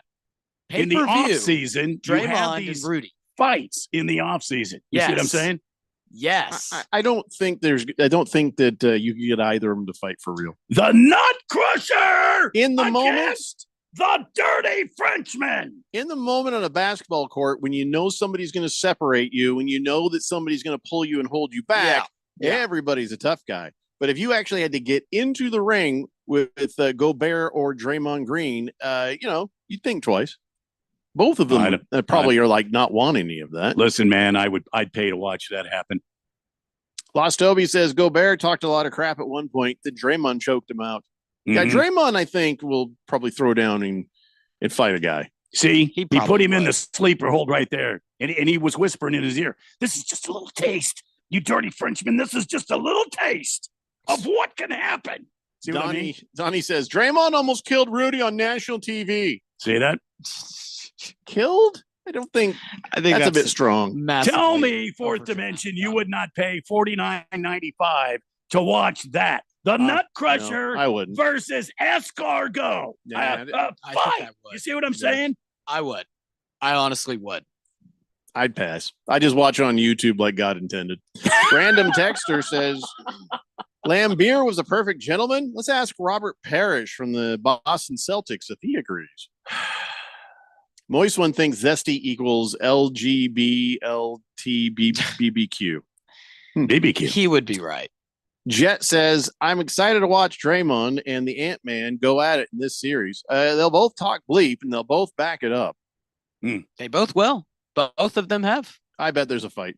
Oh, there totally could be. There might be the fight you're looking for. Well, Draymond, he vowed to keep his cool. That was the thing that he said out of the presser. So did he just come out in the presser? I vow to keep my cool. I'm going to do it, guys. I'm going to do it. I'm keeping my cool. I'm finally going to do it. Big George says, I want to pop tarps, drop mitts, and engage in a Donnybrook with Moist One. Name the time and place. Excuse me? Big George wants to fight Moist One? What did Moist One do to you, Big George? Yeah, where did this come from? He's just picking the one guy he thinks he can take. I don't care if you're 7 feet tall, George. You're a big teddy bear, and I'm fairly sure you would go down pretty quick. We don't want George to lose because he's our lawyer. We can't have him lose. He's our lawyer. He's not your lawyer. Well, since I'm officially, part of the show, I thought. Have you paid him a retainer? I have not. Actually. You are not covered under this. Oh no! Looks like I need to start doing that. I forgot to tell you that. Sorry. Yeah, shoot. You guys didn't tell me that in the interview process. Dang it! You don't just automatically get a lawyer like George. I thought that was like the big perk. I thought that was the big perk of having the job. Was like, oh, you get this guy. We might need to use him against this you. Tried and trusted lawyer. It's George. And I was like, say less. Lacrosse guy says hockey and lacrosse lineups after game and shake hands. Basketball and football have no format like that. Slow Mo Zo says, Jeffrey, you haven't been in the Grand Canyon? Perfect chance for you and Harris to go on a road trip and get to know each other better. Yes. Jeffrey, you're more than welcome to come along. 2 men enter, 1 man leaves. You ever seen Mad Max Beyond the Thunderdome? I have not. No. Good God. Wow. I know, man. I know. 2 men enter, 1 man leaves. I'm not a huge movie guy. I never have been, but I like some stuff. Donnie says there's a lot of guys on the text line that I want to fight. Donnie, I've met you. You wouldn't survive any fight. Period. Just I'll stop it right there. There's nobody in our audience I think you could take. Yeah. Well, I mean Harris. You could take Harris, but he's not in the audience. Why would we wouldn't- want him to take Harris? See, I wouldn't fight Donnie. My dad has a quote, and this is something that I live by. It's Don't fight ugly people. They have nothing to lose. don't let an idiot drag you down to their level, because once they drag you down there, they will beat you with experience. What does that have to do with fighting? That's about. It not has to getting do with into- I'm not going to into fight debates Donnie. with dumb That's people. what it has to do. I'm not going to fight Donnie. That has nothing to do with fist fights. I'm not going to fight Donnie. I feel like if somebody It'd be- had it'd be started to idiotic. say that to me, I'd punch them before they were done. It with would that be sentence. idiotic to fight Donnie. It would be. I wouldn't do that. I don't want to hurt Donnie. I don't want to hurt him. Anybody else want to hurt Donnie? I don't want to hurt Donnie. Do you, Jeffrey? It seems like you do. I can't be bothered. Diamondback dude says, I'd pay to see a fight between Donnie and that cancer survivor guy. What? The cancer survivor guy. Oh, he must be talking Berg. Who is the guy? Berg v. Donnie. Mm-mm. Berg's he's from Boston. Yeah. And he's been through it. And listen, he's tough as hell. You can't hurt Berg. He's been there, done that, bought the t-shirt, owns the trademark. Oh, Big George wants to fight Moist One because he's made fun of his mitral valve prolapse. That's not the prolapse he's talking about, George. If you just look up prolapse, look at the first picture. That's what he's talking about. Oh, boy. Lost Toby says zesty just means flamboyant. Yeah, you could say. Sir Drives a Lot agrees with me. You just watch these fights on YouTube. Why pay for it when somebody's going to upload it soon anyway? Illegally, yeah. All right, let's take a break. When we come back, let's talk about that. Let's talk about it. Not because Donnie wants us to, just because I feel like it. Let's talk about what is about to happen between the Warriors and who's the other team? I think it's Timberwolves. Timberwolves, I think. Yeah. Is that an actual NBA team? I think it is. Minnesota. Yeah, this year. When I think did they're they new. get a team. New this year. Yeah, I know. That's It's brand new. Yeah, All right. quite old actually. They've been around. The Daily Blender here on 1580, The Fanatic. Sometimes I struggle to get to sleep. My body stopped for the day, but my mind is still running. So I take ZQuil. ZQuil, the world's #1 sleep aid brand, has a range of non-habit forming products to fit you and your family's needs. Invest in a great night's sleep for the best you tomorrow. I'm awake and ready to take on anything. Better days start with ZQuil nights. Explore our products at ZQuil.com. Use as directed. Keep out of reach of children. Lanny went to college and racked up huge debt. A little bit over $100,000. For a degree he couldn't use? Now what? I had a friend that went to my computer career. They even helped him get hired immediately after graduation. One of the things I love about IT is that you can work from anywhere you want. You could become an IT pro in just months, including cybersecurity and the basics of AI with zero experience at mycomputercareer.edu. It worked for me, and I know it can work for you. This is one student's experience. Individual results vary. This is the story of the one. As a lineman, he does whatever it takes to keep the power on in his community. And he wants a partner like Grainger who does the same. Grainger offers the professional-grade products he needs, from voltage detectors to harnesses to hard hats, plus fast, dependable delivery, so he can rise to every challenge. Call 1-800-GRAINGER, click Grainger.com, or just stop by. Grainger, for the ones who get it done. Arizona's future depends on a skilled workforce, and that's why students don't just learn at Pima JTED, they do.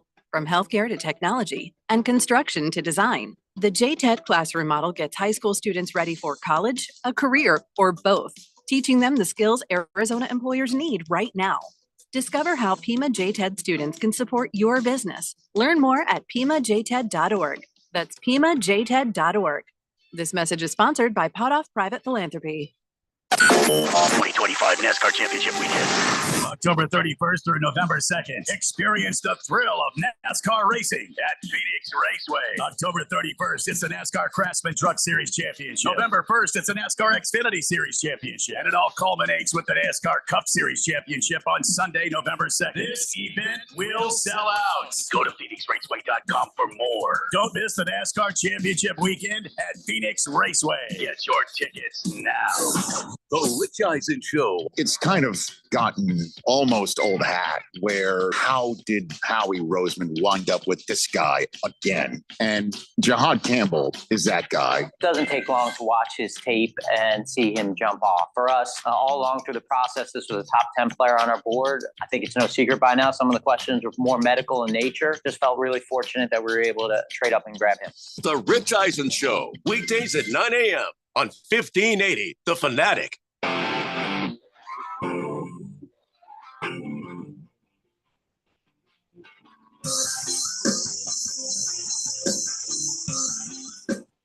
Dave Blender here on 1580, The Fanatic.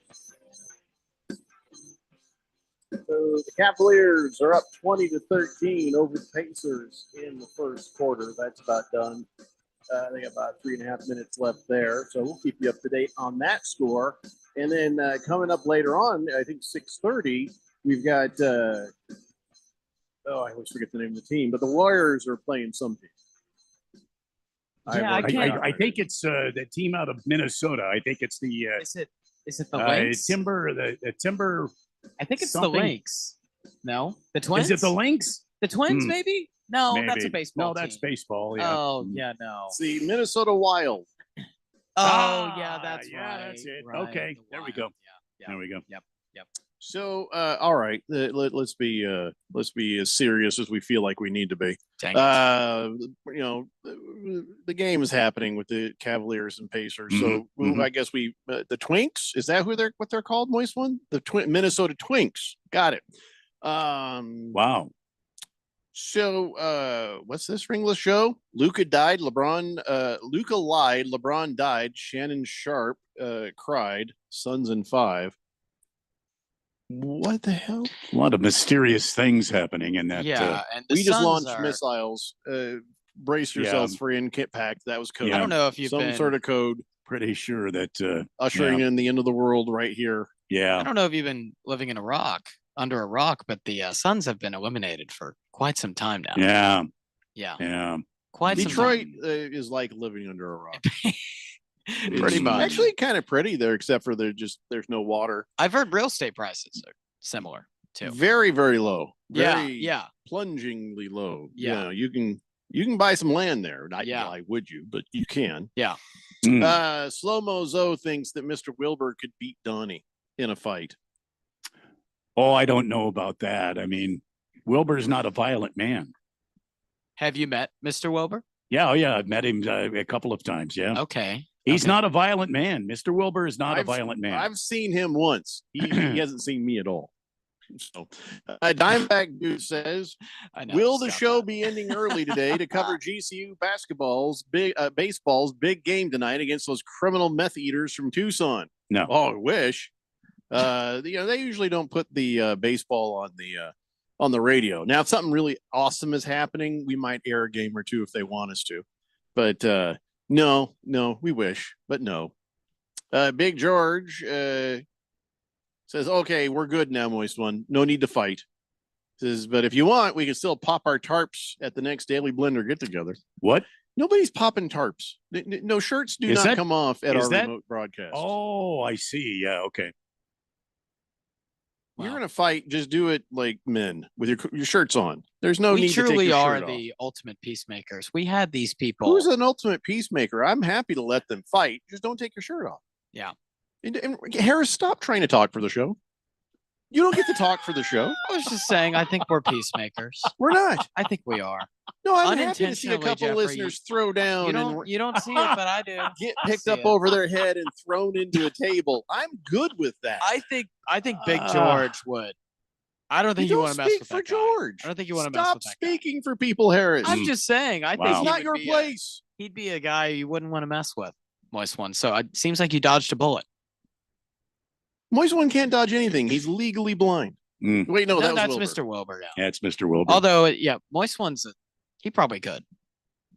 The bullet would kind of veer off, going "ew," like that. Reverse course, like a boomerang.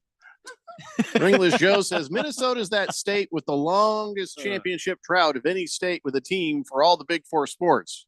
Land of 10,000 curses. It's the lake. The lakes are fine. It's not the lakes in Minnesota. What it is, it's the mosquitoes. all of the mosquitoes, Mhm. and then the angry geese that crap all over the Geese are- shore of geese the are lakes. worst. They are the worst animals. So you have like over 15,000 lakes actually in Minnesota, but it's no fun trying to get to them because they're covered in goose crap and mosquitoes. Yeah. It's a true story. Hefty Lefty says, how's that treasure trail looking, Big George?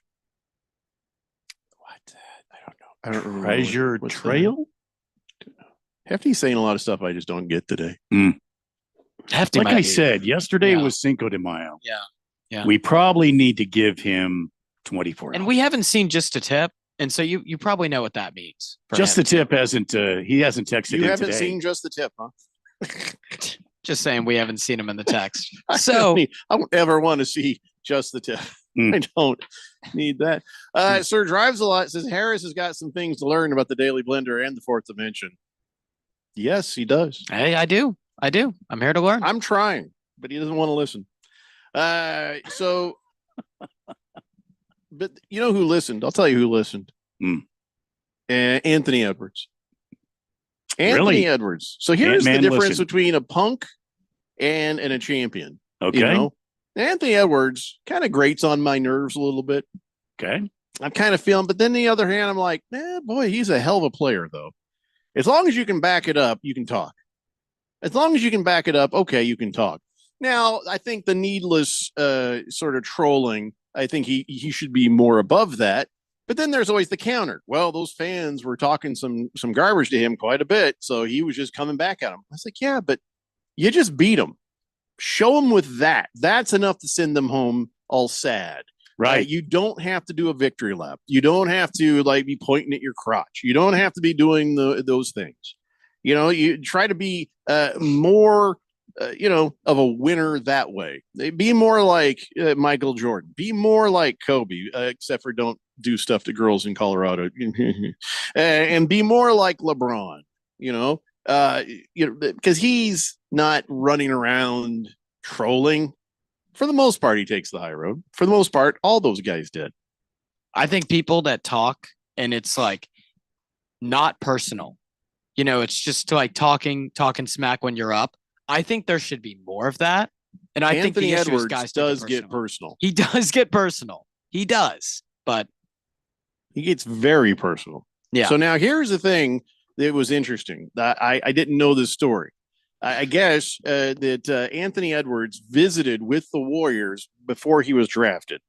And so he gave him a workout, and he said, before Steve Kerr came into the gym, he says, I thought I was working pretty hard there. He says, yeah, when he came, I was going through the drills and he kept stopping him saying, hey, is that all you got? Is that all you got? And I'm like, bruh, I'm going as hard as you want. By the way, I'm just not a fan of anyone calling a coach bruh. Not a fan of anybody calling their parents bruh. But he says, is that all you got? And he's like, I'm going as hard as you want me to go. What do you want me to do? And he's like, I'm sweating like crazy. And he's like, man, you got to see Steph Curry. You got to see Kevin Durant. You got to see Klay Thompson. You got to watch them work out.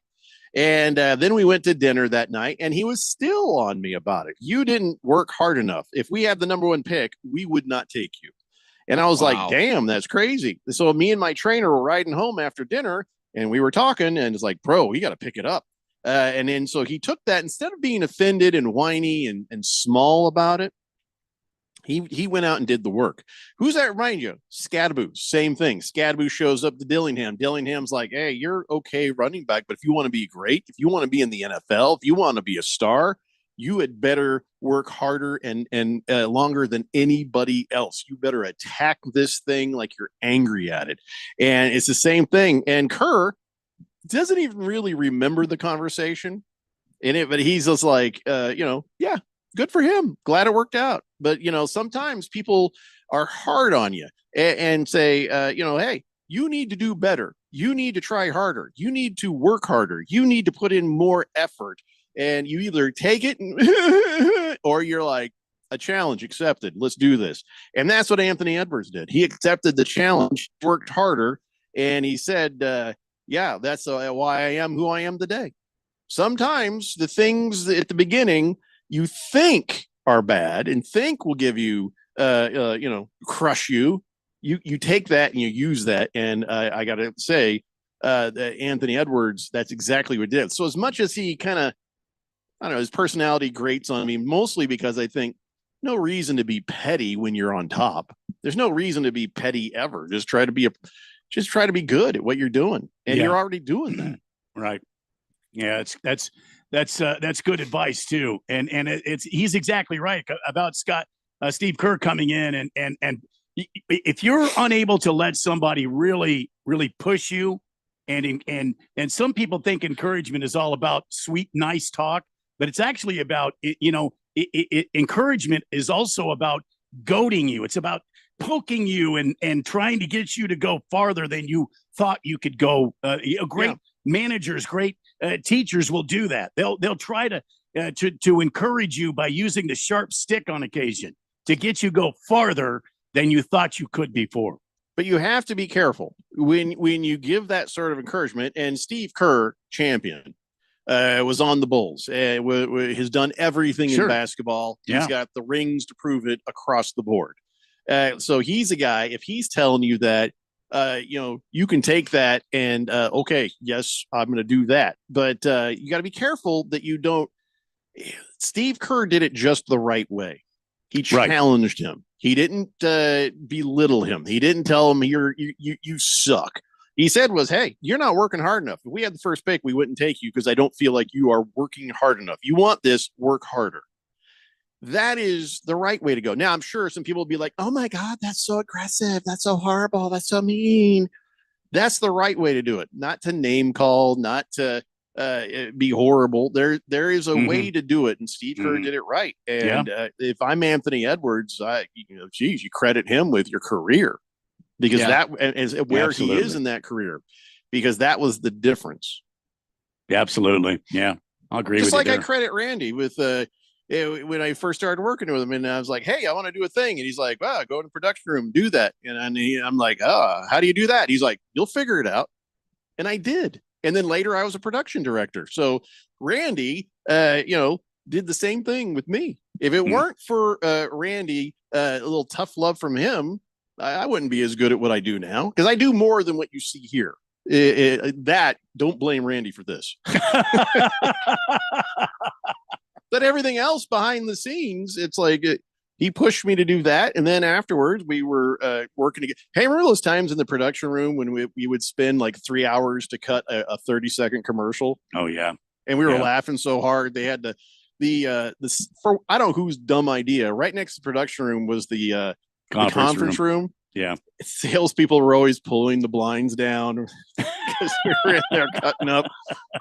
We had way more fun, but I learned an awful lot from Randy in every aspect of my career.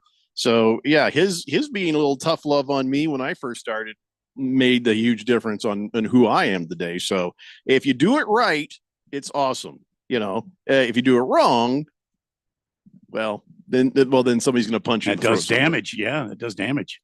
So Steve Kerr is now coaching against Anthony Edwards, a guy who he said, hey, if we had the first pick, we wouldn't take you. I am pretty sure as much as Anthony Edwards appreciates it, he also remembers it. Oh, he's using it as motivation. Yeah. Yeah. He was the one who told the story in this podcast. So I'm sure he's going to love to put Steve Kerr and the Warriors in his place. The question is, Harris, will they? I don't think so. I think Golden State will win the series. I do. Wow. Yep. I think I've been high on them for a little bit now. I think Minnesota, here's what I'm going to say. I think Minnesota will get off to a good start early in the series. Wouldn't be surprised if they take a 2-1 lead. Over time, Steph and Jimmy get more healthy, and then Golden State takes it to a Game 7, and they upset them on the road in Minnesota. My reason for being is the NBA is a game of stars. Stars win. And Golden State has more stars than Minnesota does. But the thing about the Warriors, and the thing that the Lakers did not have, is the Warriors have some pretty good role players. Buddy Hield in that Game 7 against Houston, had over 30 points. There's been guys for them that have stepped up in times. And so Golden State, what's his name? The guy with the long, Podnusky from Santa Clara that plays for the Warriors, Brandon. It's a long name. I'm going to botch the pronunciation, but he's number 2 on Golden State. He's very good. he had that 27-point game in the last series. So Golden State has something that the Lakers don't have. They have the stars like the Lakers, but they also have the role players. That's why I think Golden State's going to win this series in 7 games.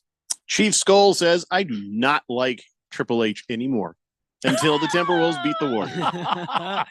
Well, I wish you the best luck on your quest towards liking me. Yeah, that's the problem there. Poor Chief Skull. We like him. So we hate that he takes collateral damage on this, but that's just an honest opinion of Harris about what is going to happen between the Warriors and the Timber Pups. Yep. So, there you go. Maybe there should be some. I'm not mad about offending Donnie though. Maybe there should be a bet. Okay. Maybe there should be some sort of Caribou monetary coffee, little Caribou coffee bet or something. I I'll don't have even to know. see what the odds are. The bet should be between Chief Skull and Harris, and probably Chief for a Skull lot of money that Randy and I have no responsibility for. Yes. I was trying to weasel out of this now. Yes, I'm not we trying are. to bet on this. I don't believe in. I don't believe in you that much. Ouch. Well, I'm just saying. Everything you said, ticks the right boxes, but the Timberwolves, man. Hey, you are talking to a guy that picked the Masters correctly as well, and Roy McIlroy hit that bet. So there's times. Look. My best sports to bet on are by far college football and college basketball. Like those are the two. But in these other sports, I can win as well. I can hang. You know that golf is really nothing like the NBA, right? No. Okay. Chief Skull says Harris's mustache, I have to say, Dirk Digglerish. Dirk Diggler. Have to look that up. It's the Daily Blender here on 1580, The Fanatic.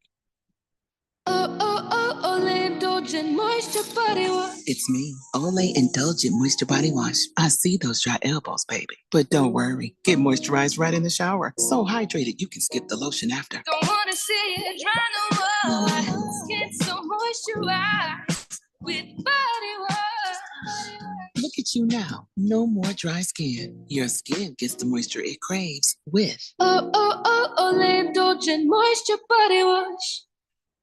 Hey everybody, Mark Asher, back to tell you about my great friends over at the Lund Mortgage Team. As most of you might know, I'm a big fan of loyalty and longevity. I love companies based right here in Arizona that have been around doing some great things for a long, long time. And oh boy, has the Lund Mortgage Team done just that. In the mortgage game, they're one of the best. In fact, I think they are the best. And I've been telling people about the Lund Mortgage Team for decades now, and I'll continue to do that as long as they continue to take care of all our listeners, and they do that every single day. So you could be next. Call today, 623-875-9940. Look, the Lund Mortgage Team, they're mortgage brokers. That gives them the unique opportunity to shop your rate around. They've also been in business so long, they realize fees are not the most important thing. They keep those nice and low. Call today, 623-875-9940, whether it's a HELOC, whether it's a new home loan, refinance, you name it. They've got you covered. LundMortgage.com or call 623-875-9940.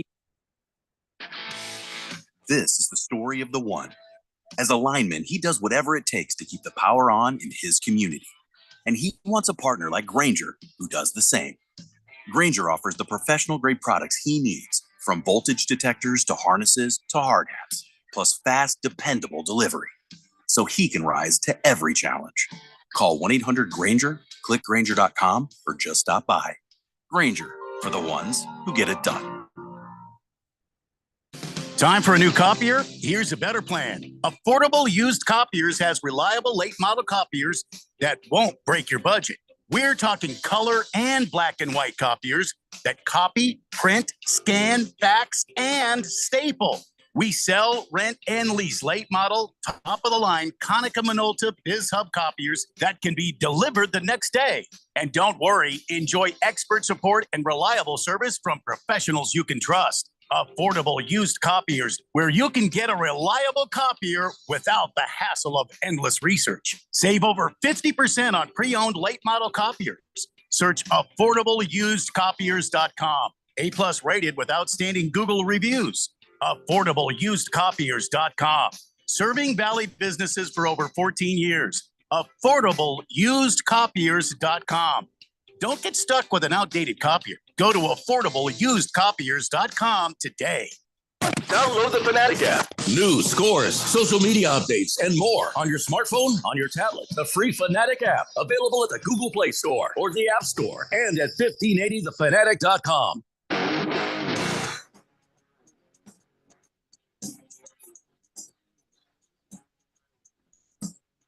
Dave Blender here on 1580 The Fanatic. Yeah, I didn't realize Bebo had such a mean streak. My dog Bebo. What do you mean? So, Buddy, every now and then gets kind of barky. He barks a lot. Yeah. And so we put the bark collar on. We don't use the electric shock part. We just use the vibration thing. And we usually kind of freaks him out a little bit just to even have it on. He's nervous, like it's going to go off, right? Yeah. Bebo has learned that if he barks near him while he has it on, he could set it off. So Buddy's sitting there like, hey, what's going on? And Bebo walks next to him and goes, bark! And then, it's kind of mean, man. Oh, that's funny. So I took the collar off, and they're sitting across. I'm like, one of them's right next to me. The other Bebo's over there, and the other exact 15, 6, 17 feet away, whatever this room is, and they're just staring at each other now. Buddy's pissed, and people's like, oh my god, Yep, that's hilarious. All right, so is there going to be some betting then? Are we doing some? Are the Minnesotans going to bet against Harris? Is there? What are we putting on this? Well, I've got burritos, pizza. What are we doing? I've got 2 Hicks picks. I'm asking you before we get to that about the Minnesotans. Are you going to bet with them? Well, I would be willing. So here's the way this should work. So you get Chief Skull, and you get Donnie, and they are going to bet that the Timberwolves will win in exchange. You know what I'm saying? So what do you get? What do they get? I'd be willing to put a few bucks on it. No, not money. We don't. Oh, we can't do that. It's got to be like a pizza or a burrito. I mean, Okay, are you so confident that the Warriors will win? You'll say, okay, 1 pizza for Harris, and if I lose, a pizza for Chief Skull and a pizza for Donnie. So basically, it's a 2-to-1 thing here. Your 2 pizzas versus the 1 for you. Or they both have to give you a pizza. Oh, so here's again pizza to pizza. How about pizza to pizza? Here's how I see it. The reason why I am ultimately taking Golden State is because I love their value, right? They're at plus 155 right now on DraftKings to win the series. I think that's a phenomenal price. That price is set at pretty 50-50. And if Golden State was at plus 100 or minus 110, I probably wouldn't bet them. So the price has to be in my favor because it's at plus 155. So maybe I would get I would get 2 pizzas and they would get like 1.5, something like that. There's a way you could divide. You have to understand math. Right. And no. He understands math. Don't get me wrong.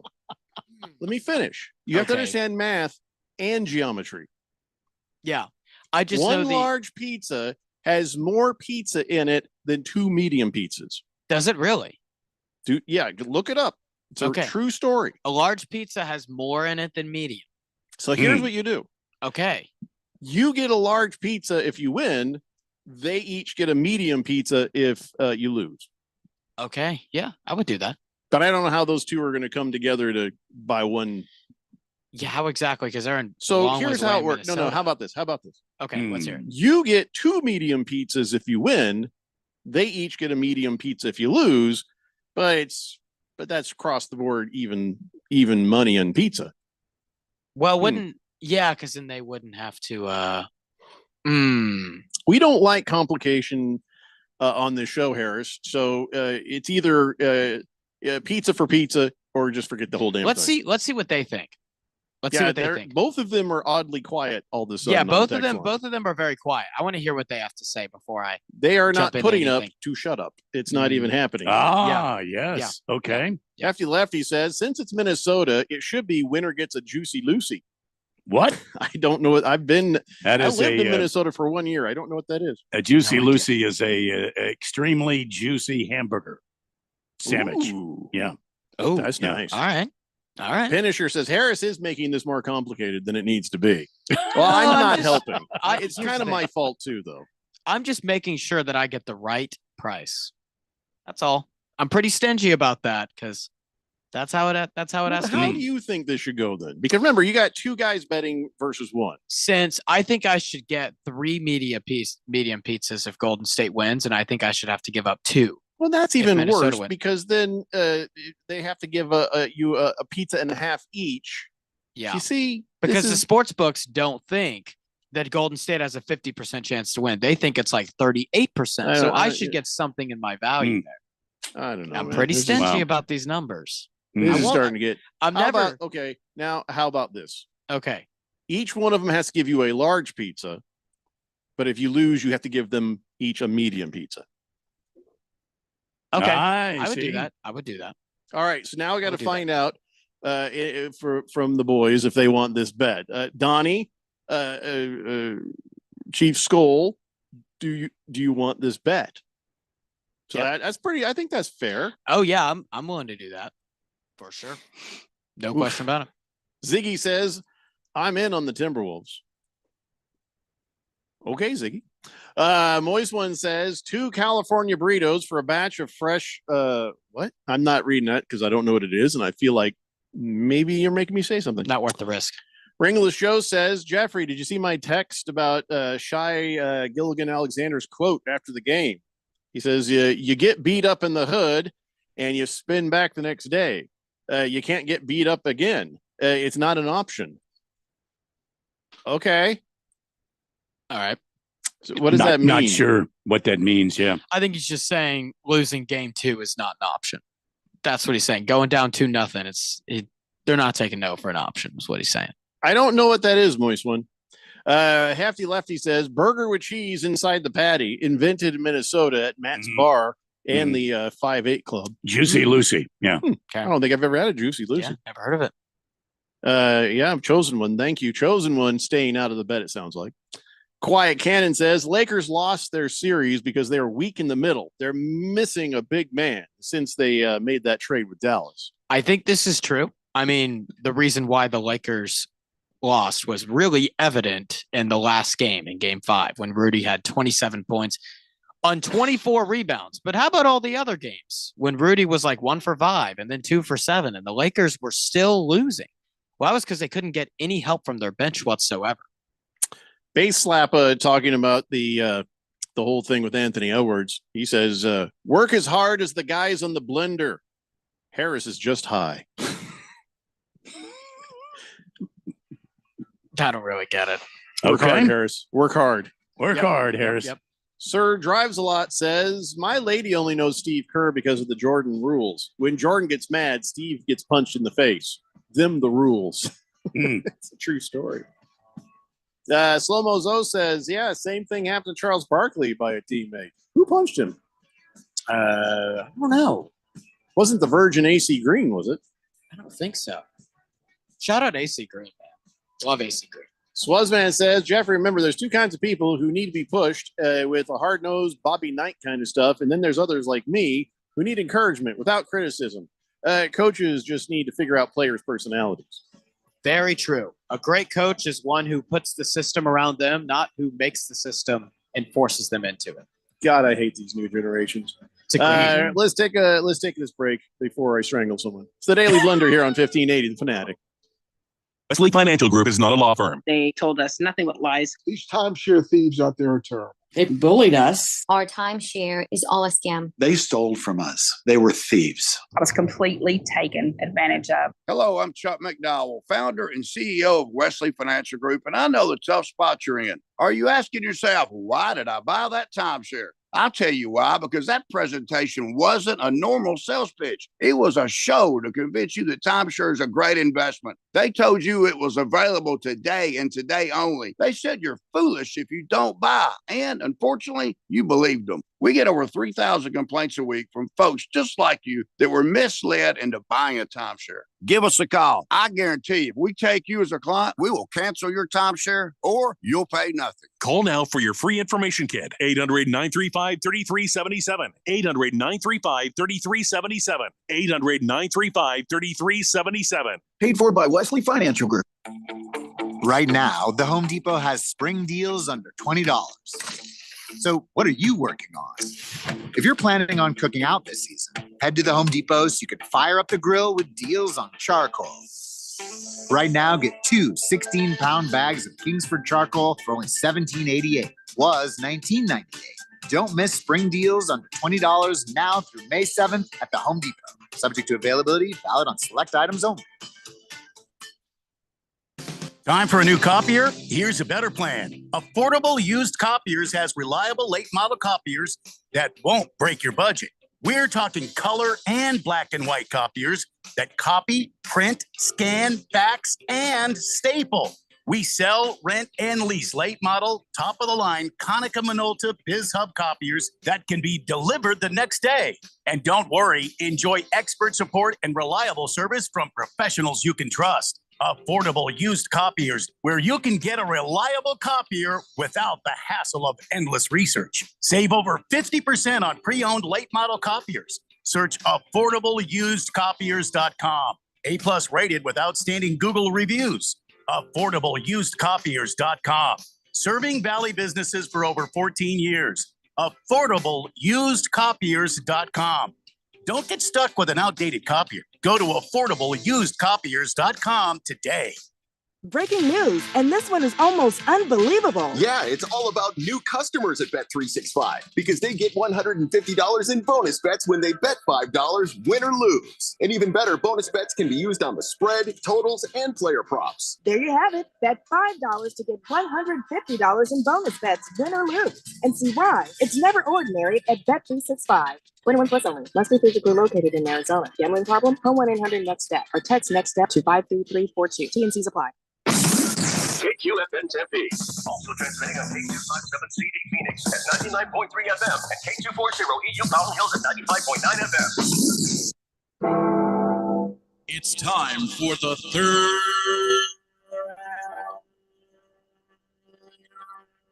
hour. All right, people, settle down because it's time for what? Showtime. When does it start? Right now. 3, 2, 1. Let's get on with the show. Let's do it.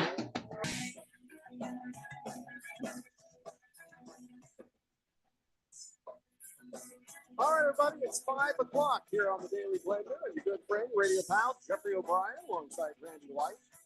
Got Harris Hicks in the control room, and you guys are on the Fanatic text line, 888-368-1580, as we broadcast live in the Harbin Solar Studios in Scottsdale.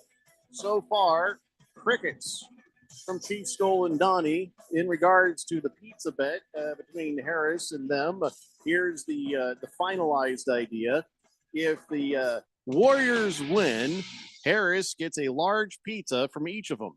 If the Timberwolves win, then they only have to pay Harris a medium pizza each.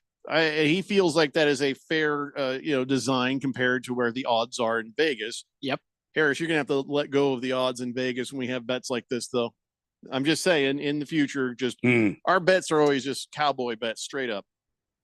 Yeah, straight up bets. And if you listen, and if you're like, nope, I don't like that, then you don't have to make the bet. Yep. But yeah, I feel like in the pizza genre, there's a way you can make this work. Yeah, that can work. That can work. But yeah. let's not get too complicated. I usually don't. By the way, I'll usually say yes or no. But for this one, I kind of saw a window of, you can make this work. And so that's why I was trying to be a stickler about it. All right. Well, going forward, we'll try to make it easier. But you had maybe a couple of bets that you were thinking about placing in real life. Yep. So let's go ahead and I think, Randy, do we have some music for this? For Hicks Picks? It's time for Hicks Picks. Hicks. Is that really what we're going with on Hicks on picks this? Hicks picks. You know I what you don't- need? The I don't banjo have- music. Because it's picks, like you're picking. Always. And don't take this as a dig. I love me some banjo music. Actually, I think this one flies a little better. So go ahead. Hicks picks. Hicks picks. Oh, I mean, it doesn't get any better than that. I love Right? banjo I mean, music, come on. by the way. I mean, this is like Barbarella music or Yeah, something. right. And it really You know. sets the scene. So Golden State plus 155. I mentioned. This is perfect. I mean, come Uh-huh. on.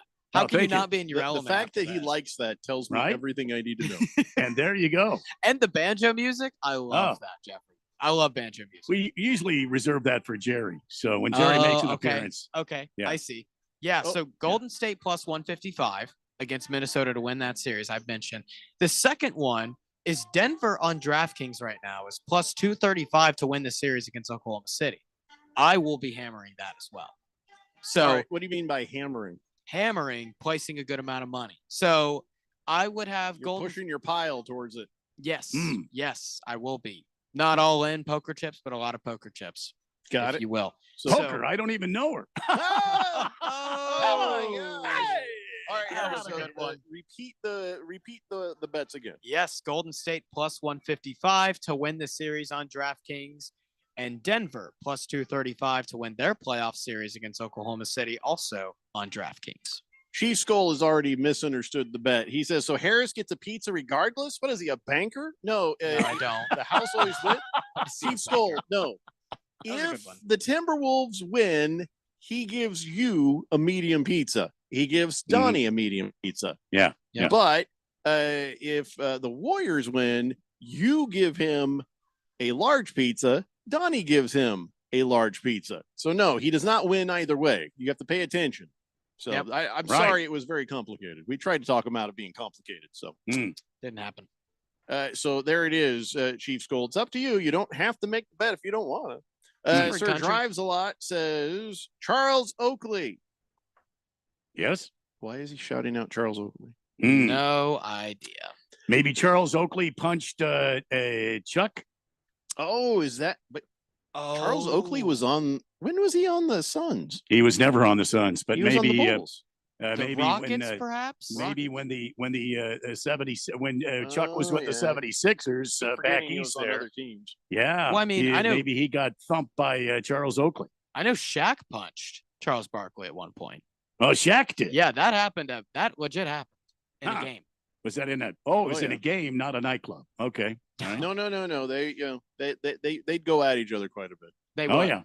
Yep. Ringless Joe says, honestly, the conference semifinals were Super Bowl predictable this year. 7 of the 8 teams are the same teams from last year. Mavs were the only ones who missed it. Oh, no. Darn. Oh, bummer. Lost Toby says, Harris is definitely that one guy in the group who always overcomplicates things, and the group ends up never ever doing anything.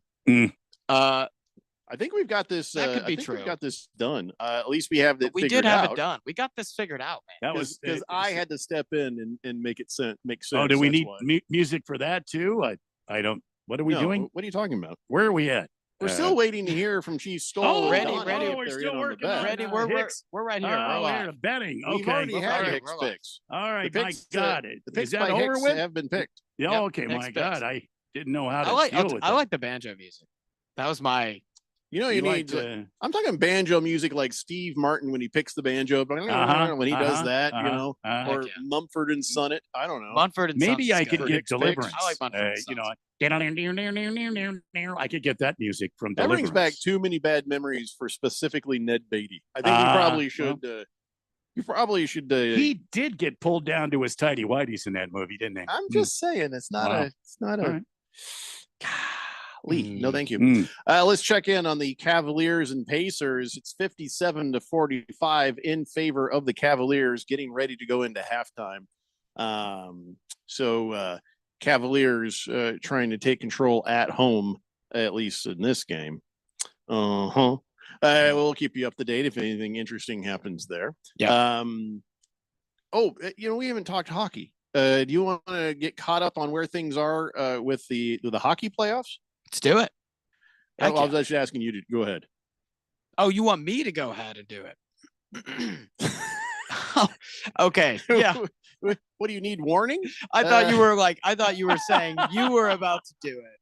Oh, okay. No, I'm just trying to get you to do it. But here's where everything is. It's the semifinals. I was more than willing, but of the that's okay. conference, Yeah. and you got the Jets and Stars. They're playing each other tomorrow. Yep. You got the Golden Knights and Oilers. They're going to be playing later.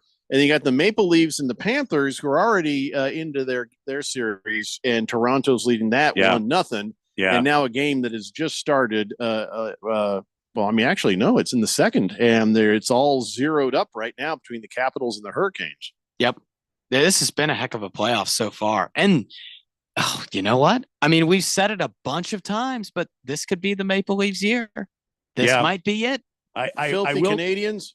I will say this though, that goaltender last night for the Maple Leafs. Yep.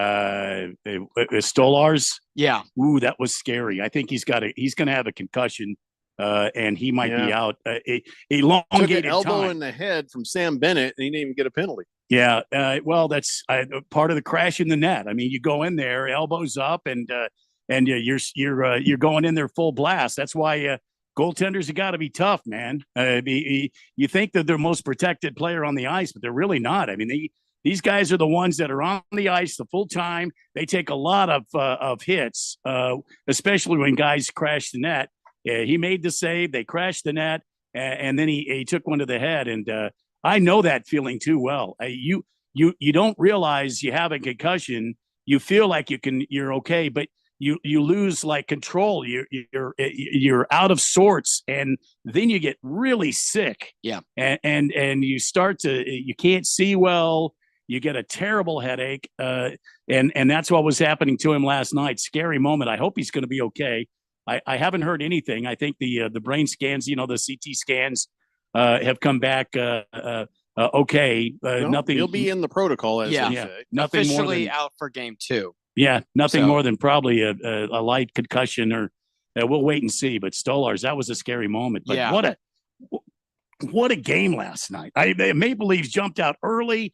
They got everything going, and then the Florida Panthers just clawed no pun intended, clawed their way back into the game, and Toronto had to go on the defensive and hold the Panthers off. I think that's going to be a great series. Well, is Joseph Wall up to the task of tending net while Anthony Stolars is out? Well, I mean, he was originally the guy, and he just kind of ran into hard times, and you could see last night when he went into goal for Stolars in relief of Stolars, the Florida Panthers started picking on him right away. So they're going to have to decide in Toronto how they're going to help defend the Panthers so they don't leave him exposed. They've got to figure out a way to help Wall in net, and they're going to have to shut down that brutal Panthers rush. They've got that 3-man rush where you almost can't stop it. I mean, you've got to throw 4 guys at it. You don't want to do that. You want to keep 2 guys high in case the puck comes out. But in this situation, you've got to throw 4 guys at it to try to stop this Florida Panthers team. They're very physical, very big, and very fast. So it should be a good series, I think. Hamlin Porter says, "I'm shocked. Hockey of all sports has a concussion protocol." Yeah. Concussion's a concussion, and if you get one, you're in the protocol because that little scrambled egg thing up there in your noggin is kind of important. I saw something too. Randy mentioned a good point when Stolars got hurt. I think he gave up 1 goal. Is that correct? Immediately. And then Wall came in and gave up 3. Yeah. And so 3 in the third. Yeah. Yeah. It was like Florida had new life, and they said, okay, Wall's in. We know what to do, guys. And they were attacking. So it's going to be up to Toronto to how to defend that and how to protect their goaltender. That's terrible for Toronto, man. I mean, they've caught so many bad beats in their history, but that is a terrible beat for them. I feel for that fan base, because that fan base it's a crazy fan base. And Hamlin Porter says, just remember, hockey's the sport where a guy died on the bench and then came back in the next period. Mm-hmm. All right, listen, but it wasn't a concussion. You need your brains to do the things you need to do. Chosen One says, unfortunately, I think there's a solid chance the hockey finals is an all Canadian affair. So you're thinking it's going to come down to the Maple Leafs. I think, it can easily come down to them. The Oilers. Edmonton, I think, would be great for the sport because you get the best player and the best and the brightest of lights. It would be awesome for hockey. So Edmonton could easily do it. I mean, their concern has always just been their goalkeeping. They've always had such good scoring. Mm-hmm. America. America. Base Slapper. What kind of question is that, Base Slapper? Does new guy's girlfriend think he's a fun date? She wouldn't be with him if she wouldn't be dating me if she didn't think I was a fun date. Does she think you have a lot of money? No, she then does he's not. a fun date to her. Yeah. No, she does not. Yep. So you guys talk on the phone all the time and for hours and hours and stuff? We do. Yeah. And then do you go, no, you hang up. You go ahead and hang up first. No, you hang up. No. Wait. Hang up. We've done it before. I won't lie to you. You hang up. Are you still there? Oh, you're still you there. hang up. You hang up. I love you so much. I have no comment. I played the fifth. Plead the fifth. Howlin' Porter says, I'm fine if it's all Canadian. The country hasn't won a cup since 1993. Yeah. Yeah, we got to keep the streak going, at least right now, because they booed our national anthem. You know what I'm saying? So I kind of want us to not give the Canadians a cup. I mean, that's just. I think having an American team versus a Canadian team in the cup would be pretty awesome. After what happened in the Four Nations face-off, I think seeing us like rally around that American team, it would be pretty cool. So who's the best team in the playoffs right now? That's an American or just in general? Period. The Capitals potentially are really So there good. you go. The Washington Capitals? Yes. Yes. The Washington Capitals versus either Canadian team. Yep. Who wins? I think the Capitals do. America. Yes. So right now, F you all to hell, Hurricanes. We need the Capitals to win this. We need the Capitals to be there to stop the Canadian onslaught. Yep. We can't have it happen. Can't have it happen. We've already made it this far. Might as well keep the streak now going. we have someone to root for. Yep. That's right. Every American team. But let's be honest, the Capitals are better situated to win than the Hurricanes. So I'm going to say Capitals, who are, by the way, as if the sound of my voice carried through the air, they are now up 1-0 over the Hurricanes. Goals scored. It's either them. I mean, the Winnipeg Jets, you could argue, they have the most points in the NHL in the standings, so they had the best regular season. But it's either them or the Capitals. That's the best team. But the best American team, definitely the Capitals. Vegas could have a word. They're the best team, period. Then hell yeah. Yep. Let's Either do way, it. Let's they ride. should win this Capitals. Yep.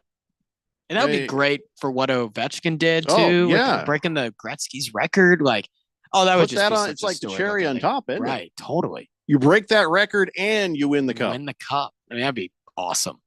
She Skull says, I'm rooting for the Winnipeg Jets after that Game 7 win. That was awesome. That was crazy. You filthy traitor. Yeah, that game was insane. Wait, is Winnipeg Canadian? Yeah, it's I Canadian. thought it was. I sounded Canadian. Yeah, Winnipeg's You Canadian. filthy traitor. Yeah. Wilbur says, suck it, Canada, you hosers. Moist One says, Hurricanes have a better team than the Capitals. Do we have any Canadians on the text line? Allegedly. Allegedly. Well, we were never sure if they were real or phony. Somebody was using burner numbers, and right. And once I called them on that, I never heard from them again. So we were always suspicious. Yeah, we were always suspicious of that. Right. So yeah. Anyway, so the hockey is happening right now. The basketball is happening right now. Good things are happening for ASU, and a lot of times when it can get kind of confusing when you got the portal. The portal thing is running, and the football team, the people are coming, people are going.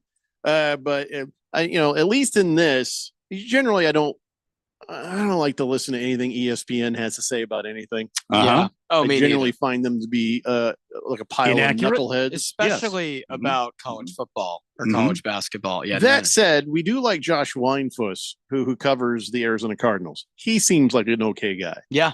He Okay. seems like he's pretty even keeled and level-headed and smart. Yeah.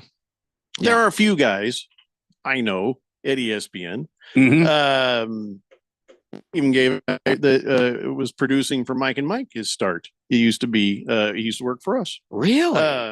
When was that? Yeah, not everybody at ESPN is dumb as hell, but lots. Yeah. So I don't know who wrote this, but I saw this 2026 college football recruiting class rankings, the top 25, and they ranked Arizona 10. ASU is ranked 10. Last year was 21. This year, 10th place. How about that? How about that? Go Devils! Wait, So, you said Arizona State, right? Not Yes, Arizona. ASU. Okay. All right. Yeah, I keep forgetting there's another school. Right. So I it, just is, meant us. it is quite forgettable. I mean, they lost $250 million because they just misplaced it. Misplaced it, yeah. They're just Very dumb as forgettable. hell. Yep. Dumb as hell down there to lose money like that. Yep. Well put. So yeah, I mean they're very impressed that we brought in quarterback Jake Fett and He's is that how you say it? Fetty? Boba Fett's son, I believe. And Jake defensive Fett. end Boba Julian Hugo. Mm-hmm. And they're saying, yeah, we got a really great class. And he says, Kenny Dillingham definitely pulled all the roster building levers as he rebuilt the Sun Devils. And now they've got a really nice, interesting 2026 class so far. And, of course, the 4-star recruit in Fett. And they're just like, yeah, we've had a good recruitment year. So that's awesome. Yeah. Huge for them because, I mean, in order to win, if you want to be a very good college football team, you can get away with having 3-star talent and a really good coach. If you want to actually win a national championship and contend for it, you have to have 4- and 5-star players. And ASU's already got 3 in that 2026 class. So that's huge for them. That's already more than they had last year. Fun fact. So, and then much less getting a quarterback. Fun fact. Yep. Fun fact. Oh Yep. my Yep. gosh! Fun gosh fact. darn it! What are we supposed to do when he has the fun? He It's does a it? 2 minutes. Yep. 2 minutes. All right, stop talking. 2-minute penalty for Harris for invoking the words "fun" and "fact" at the same time. So it's just in disgrace and disgust. We will take a Mhm. break. Okay. And when we come back, I don't know. Should we even let him finish his thoughts? I don't want him to jinx ASU. I mean, I think we should let him finish. He is supposed to be the sports brain on the show. Oh, I know, but he says dumb stuff like "fun fact." Well, but that's his idiosyncrasy. That's what makes him so cute. Well, I'm never gonna no. Oh, you think he's cute? Come on. No, not even. Yeah, or like a little bunny. Sure. It's not up to me. He's like a puppy, just like a little puppy. Yeah. No. Yeah. Oh, yeah. No, he is. He is just gallivanting around. Mm-hmm. He's a kitten. He's not a. He's Okay, not a he's a- puppy. he's a kitten. It's All more right, like then a kitten. He's because cute a little kitten. kid. Yeah. A kitten. You're like for a minute. You're like, oh, look, kid. And then all of a sudden they're a cat. And you're like, oh Yeah. god. Yeah. Well, he's a kitten. He's not a cat. Puppies are always cute when they're turning Yeah, into yeah. dogs. Yeah, Don't give them. You're right. Don't give them puppy status. Well, I think he's a puppy, but I mean, maybe you Maybe just keep that to more yourself. kitten. Well, All I know is ASU had a great recruiting year so far, and that's Mhm. it. We'll let Harris finish his thoughts when Yeah. we come back. The Yeah. 2 minutes will have passed. It's the Daily Blender here on 1580, The Fanatic. Breaking news coming in from Bet365, and it's no surprise. Same game parlay from Bet365 just keeps getting better. Well, it's even easier to make a bet. Choose from the most popular markets like hits, run line, totals, and home runs. So many to choose from. Download the app, start building your bet, and see why it's never ordinary at Bet365. Gambling problem? Call 1-800-NEXT-STEP. 21 plus only. Must be physically located in Arizona. T&Cs apply. Gain a global perspective and specialized skills that many of today's top employers are seeking with an MBA from University of Maryland Global Campus. Study online and complete your degree in just 16 months for about $21K. Choose from MBA specializations in global business, marketing, HR, finance, and more. Classes start May 14th. Apply now and save with no application fee. Learn more at umgc.edu. Certified to operate in Virginia by Chef. Wesley Financial Group is not a law firm. They told us nothing but lies. These timeshare thieves out there are terrible. They bullied us. Our timeshare is all a scam. They stole from us. They were thieves. I was completely taken advantage of. Hello, I'm Chuck McDowell, founder and CEO of Wesley Financial Group, and I know the tough spot you're in. Are you asking yourself, why did I buy that timeshare? I'll tell you why, because that presentation wasn't a normal sales pitch. It was a show to convince you that timeshare is a great investment. They told you it was available today and today only. They said you're foolish if you don't buy. And unfortunately, you believed them. We get over 3,000 complaints a week from folks just like you that were misled into buying a timeshare. Give us a call. I guarantee if we take you as a client, we will cancel your timeshare or you'll pay nothing. Call now for your free information kit. 800-885-4884. 800-885-4884. 800-885-4884.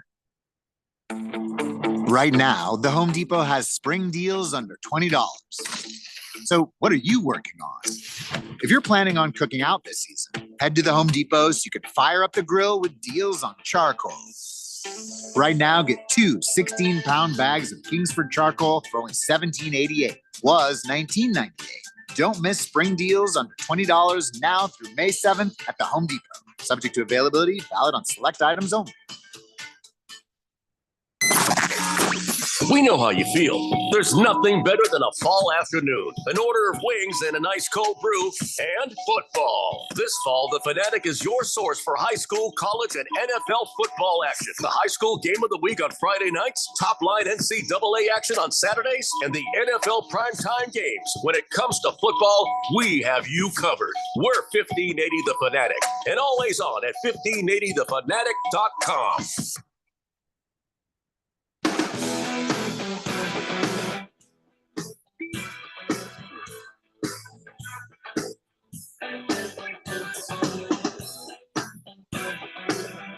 Today's Blender here on 1580 The Fanatic.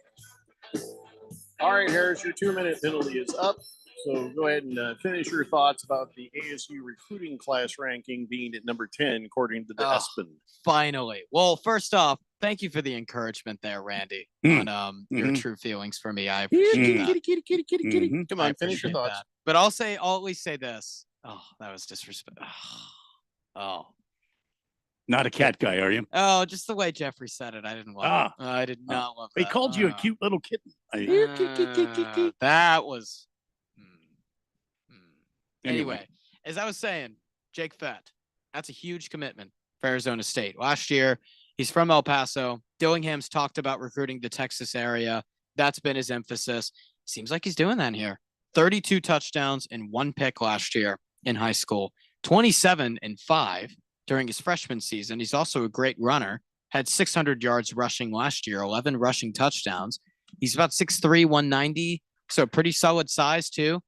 This is this can be a transcending get for ASU in the recruiting trail, because this isn't a portal pickup. This is a blue chip prospect at quarterback. Haven't had that since Scadaboo leaving. That let's be honest, that hurt. It hurt, but if there's one thing ASU can do, the one guy that Dillingham kept on his staff was Sean Aguano. Reason why is because he has a great track record of producing darn good running backs. So whether that's Kyson Brown or the transfer Kanye Udo, I trust in Aguano to produce good backs. The question for ASU has always been, what are they doing through the air? And last year with Levitt, they were phenomenal. Now, that being said, when you lose a guy like Cam Scadaboo, well, those boxes are going to be less crowded. So you're going to have to deal with more guys in coverage. It's going to be a little bit harder to throw the ball when those linebackers aren't biting on those RPOs constantly. That being said, ASU getting back Jordan Tyson, Jalen Moss as well, a big transfer, Malik McClain, the guy, former high recruit from Penn State. They'll be set at receiver. The amount of momentum that ASU football has right now is absolutely unprecedented. And it's crazy because after what I saw 2 years ago, them winning 3 games, it's nuts. Jake Fett is a huge, it's Fett, I believe. Fett? Oh, let's go with Fett. Is a massive get for them, especially with how good he was in high school. Well, here's hoping is all I can say on that. Yeah. Zay wants to take it back to hockey for a moment. He says, Harris, you really think the Jets can break the curse? Yeah, I do. I do think they can break the curse. They're capable of it. Now, I wouldn't consider myself a major hockey aficionado. I would say I'm trying to get more into it is how I would define it. But I mean, the fact that they had the best regular season, and I know it's happened where President's Cup winners have faltered in the playoffs, but I think Winnipeg has what it takes. We saw what they did in those final couple minutes. I mean, once they turned it on, they turned it on. Well, we'll keep you up to date on what's happening with the Hurricanes and Capitals, and we'll keep you up to date on what is happening in the game right now between the Cavaliers and the Pacers. Pacers are starting to close the gap a little bit. Had a nice little run, so now it's 61-50 at halftime. So here we go. Sir Drives a Lot says, I was surprised that Harris could be quiet that long. Yeah, to his credit, he didn't even talk during the commercial break. Yeah. Oh, yeah. I was chomping at the bit. Mostly because I left. I went pee in the potty. Yeah, I had no one to talk to. It was if lonely. your dad said in front of your girlfriend, I got to go pee in the potty and walked off, would you be embarrassed? Actually, not too much. No. Not surprised at all either. Yeah. Wow. Yeah. I embarrass my daughter regularly. My dad's lowered he's lowered the bar. So it's like I'm used to it. You know? My daughter made the mistake of keeps thinking the bar will go up. Oh, see, that's on her. That's on her completely.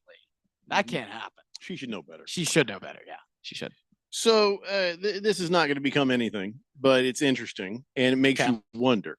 Now, at first, this is going to sound silly, but then let it marinate in your cranium for a moment. Okay. And perhaps you'll see why somebody would do this. So All right. here's the headline.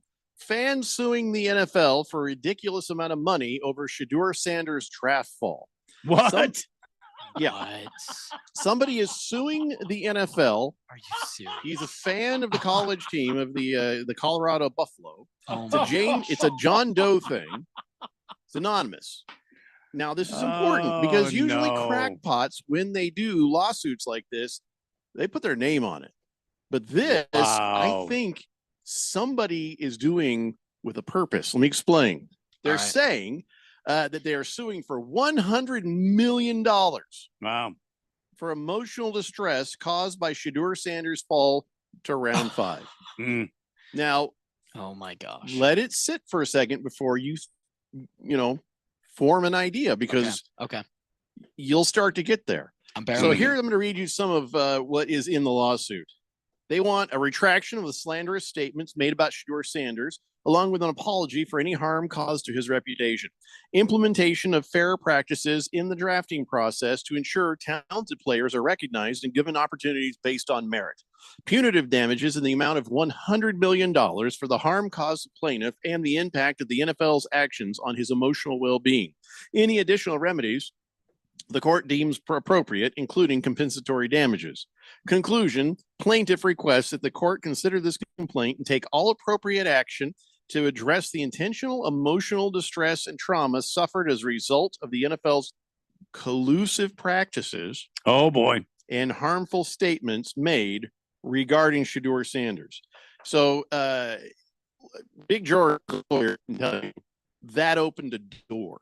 So if the lawsuit is not immediately thrown out, the door is now open to depose people in the NFL about the collusive practices and harmful statements. They can start to dig in to find if something was up, like the NFL exerting pressure to, if anything, I think it was the other way around. I almost wonder if they leaned into the Browns and said, you better pick up Shedeur Sanders so we don't have to listen to this crap anymore. Because he was the 6th quarterback that was taken. Everybody thought, he might have done better. He might have done earlier. Maybe if he hadn't, not opened his mouth when people were interviewing him. He rubbed a bunch of people the wrong way is what it sounds like. But now you go back to this lawsuit. It is anonymous. I'm not saying it's Deion Sanders, but somebody wants the the curtain pulled back so you can see the thought process, you can see the possibility of some collusion. They're trying to show something ain't right in the NFL. So this is a silly lawsuit when you first see it. But then at that last part there, suffered as a result of the NFL's collusive practices and harmful statements made about, that opens the door for deposition. Wow. So I wonder, here's my thing. I wonder if he has dirt somehow. Who's he? Again, it's a John Doe. The person that placed the bet. Whoever this anonymous person is, Whoever whether this it's anonymous person Dion is. or Like how your whoever brain it is might like, whoever placed the bet. Did you just you said whoever Or placed the not bet? placed the bet. Whoever Placed the lawsuit. filed the lawsuit, I think is what you're looking for. Filed the lawsuit. I'm not saying Harris has a problem, but That was really bad. That was a terrible typo. I admit that. Fully admit that. I a have typo with your mouth. Yeah. Place the bet. Do you guys Place see the where I'm lawsuit. going now with this? Yeah. I do, and I think it's going to be thrown out immediately. I think the NFL is way too powerful to allow this to happen. I think the legal eagles at the NFL office will be doing everything they can to get this thrown out. I don't think it'll see the light of day. But This is you're what they right. call a balloon. Somebody's just seeing what will happen if it floats. So someone anonymously is Mhm. suing them over emotional distress. Gosh, I have so many questions and I'm not going to get any answers. You won't, because Randy's probably right. If they don't squash it, Yeah. then certain people are going to be very uncomfortable. Mm-hmm. There's going to be some uncomfortable because wonder, yeah. while there might not be anything to this about Shedeur Sanders, they may accidentally uncover other things. Yeah. I wonder. I wish we had more details on this anonymous person. Moist One says, must be Mel Kiper Jr. It might be. Might be. Wow. That is crazy. What a fascinating story. So something to keep kind of a half an eye on, you know what I mean? Because Yeah. I love it when the NFL squirms. Well, here's what it is in terms of why he fell. And I've talked about this previously. I think it has to do with the fact that now, since a lot of teams didn't consider him a starter, they had to evaluate him as a backup. And what they concluded probably is that it was too much of a media circus to have as a backup, no matter how good he is. That's my hypothesis. And that, along with him reportedly telling some teams not to draft him, that definitely had something to do with it.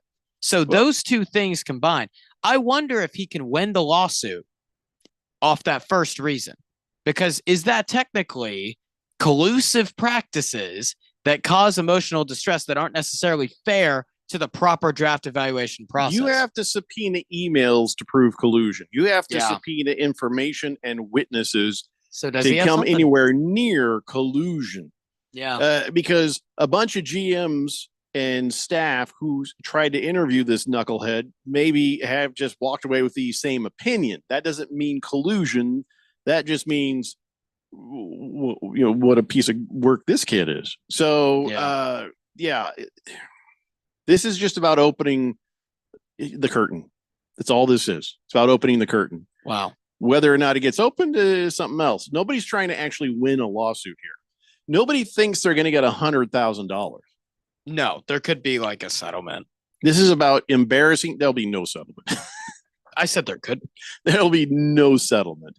That is not what this I is wonder if about. he has dirt. That's what makes me. That's the reason why there Or would be a she. settlement. Or she. Could be a she. Could be a she. Yeah. I wonder if the person has something to prove it. Like if you take them to court, maybe this person's super confident and has something to show it. So let's go back at it from the other direction. To what end would there be collusion about Shedeur Sanders? To what end? To what end? Well, the collusion would probably be. I See don't what I'm know. saying? Yeah. How does the NFL benefit from colluding against Shedeur Sanders? Why do they care? Yeah, they I don't- don't care where Shedeur Sanders goes. The only thing that they I'm don't care if he's undrafted. The only thing I'm hung up on is the fact that if you would take them to court like that, then they may think that they have something. That's the only thing. Like, I agree with you 100%, Jeffrey. Like, you're right. There's no way I see the NFL has no motive to collude against Shedeur Sanders being drafted. There's no motive. He's not he's not any sort of a criminal type. No, He's not any sort of no motive whatsoever. a society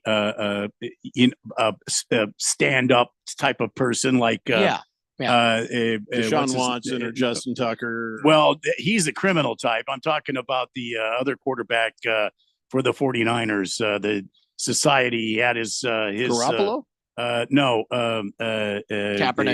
Kaepernick, who was standing on his platform and you making statements and using his position in the NFL, which went completely against the NFL. That dude had a case, and well, he had a case, but somebody they're not going to make a case out of the. I mean, give me a break. Emotional harm because Shedeur Sanders didn't go in the first overall pick.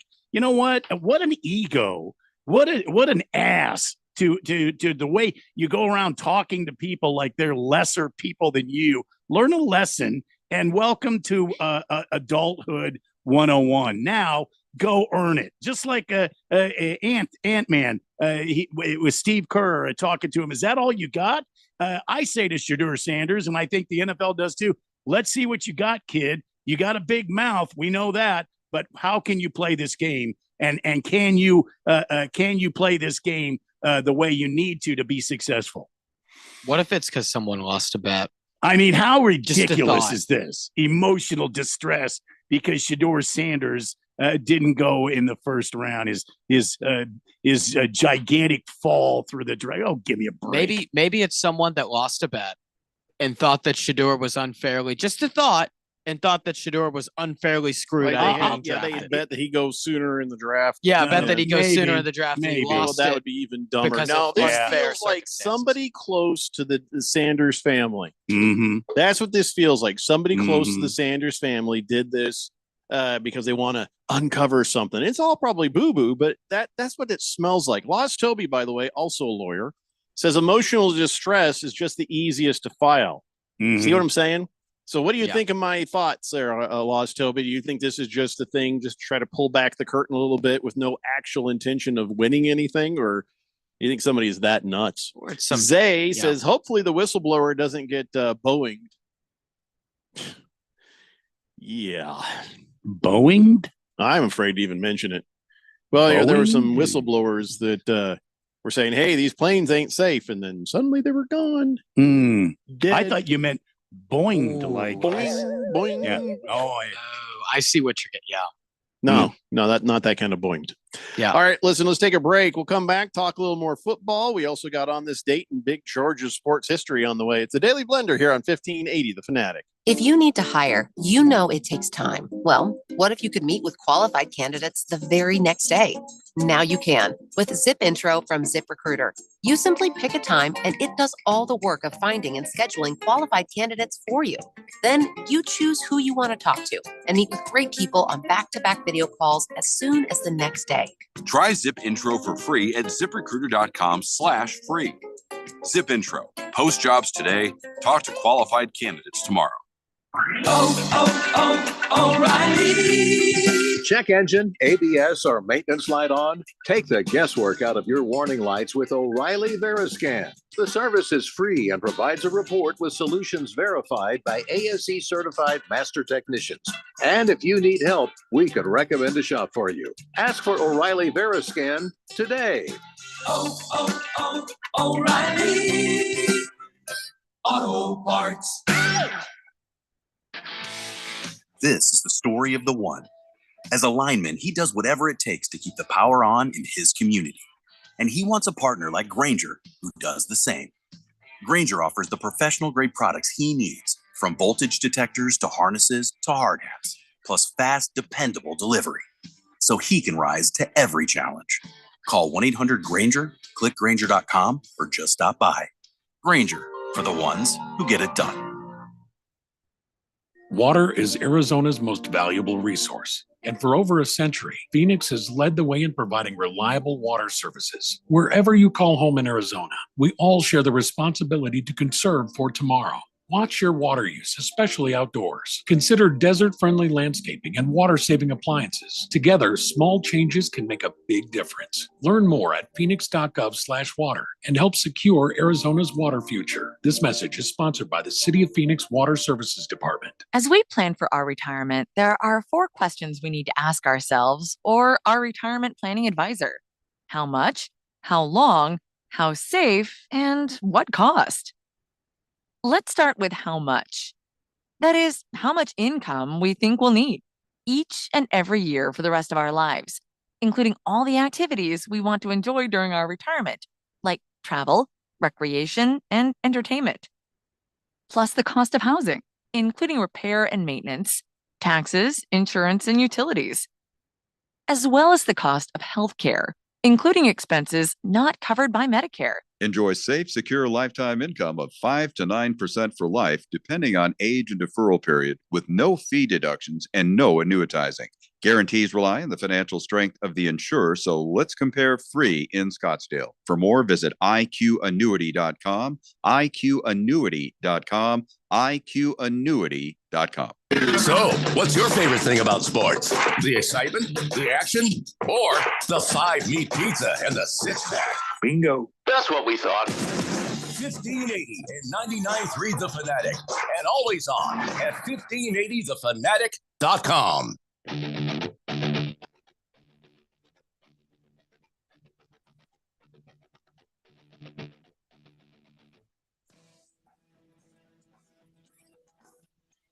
Blender here on 1580 The Fanatic. All right, quick, rapid fire. Be ready. Just first thing that comes to your mind. What player do you think about? What former player do you think about first when you think about the New York Football Giants? Aaron Rodgers. Michael Strahan. Wait, Aaron Rodgers never played for the Giants? He played for the Jets. Sorry. What football player do I think of? The New York Football Giants? Yeah. Frank Gifford. Michael Strahan.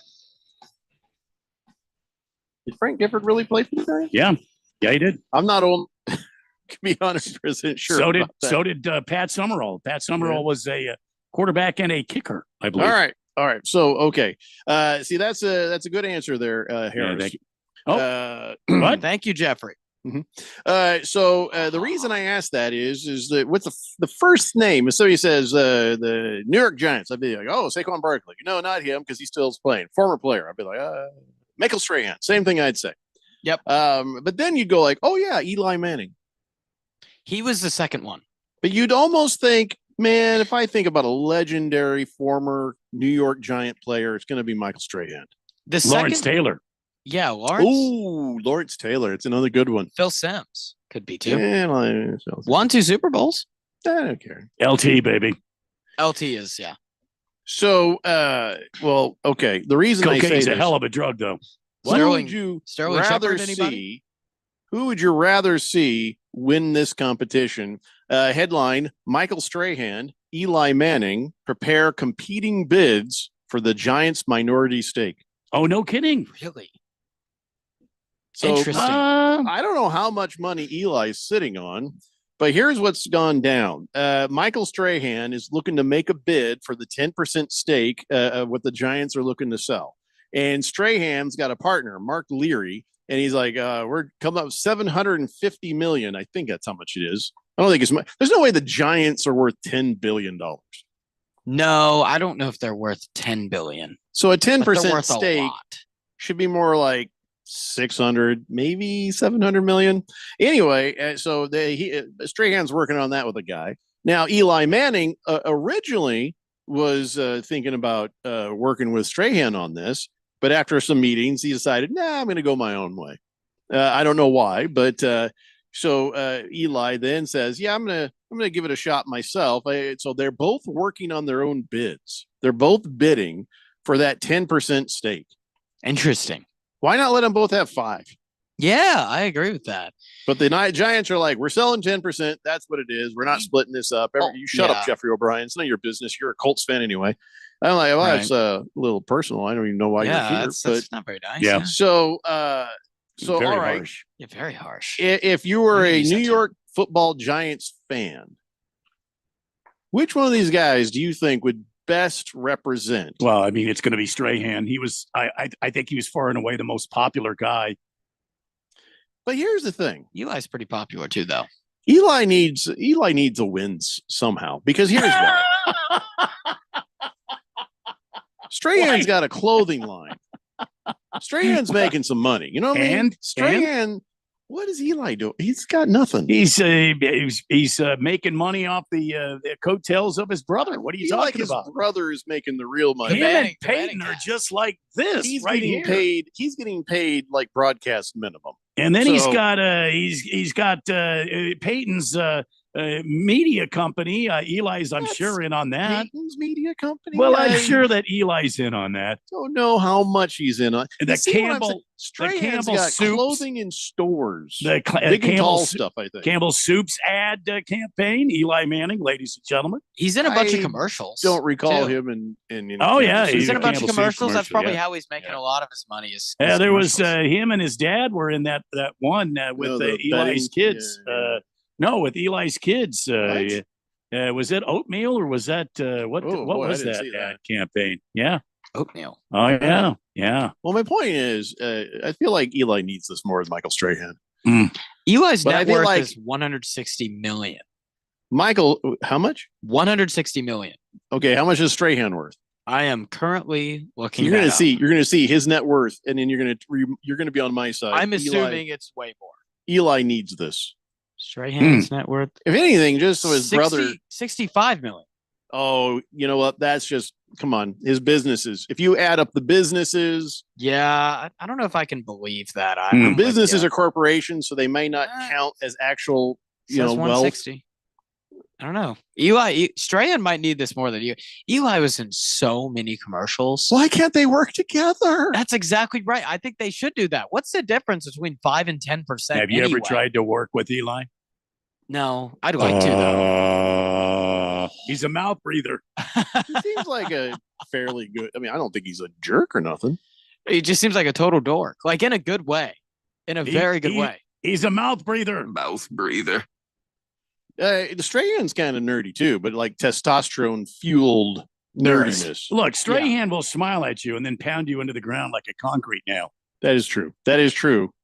But just don't give him a reason. That's a big man right there. Like if you say something about the gap in his teeth, instantly you're planted right there where you used to stand. Really? Is sensitive about it? I didn't think he was. I don't know if he is or not. Do you want to ask him? I don't want to ask him. Well, listen, you remember how I was with Urlacher. I ain't scared of nobody.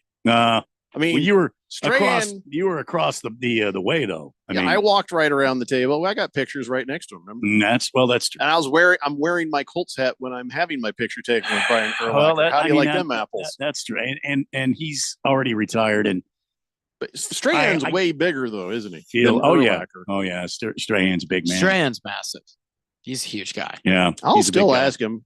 I don't care if my last words are that, and then I mean that's how I go down. Well, I'm I'll telling find- you, he'd be like a concrete nail right there.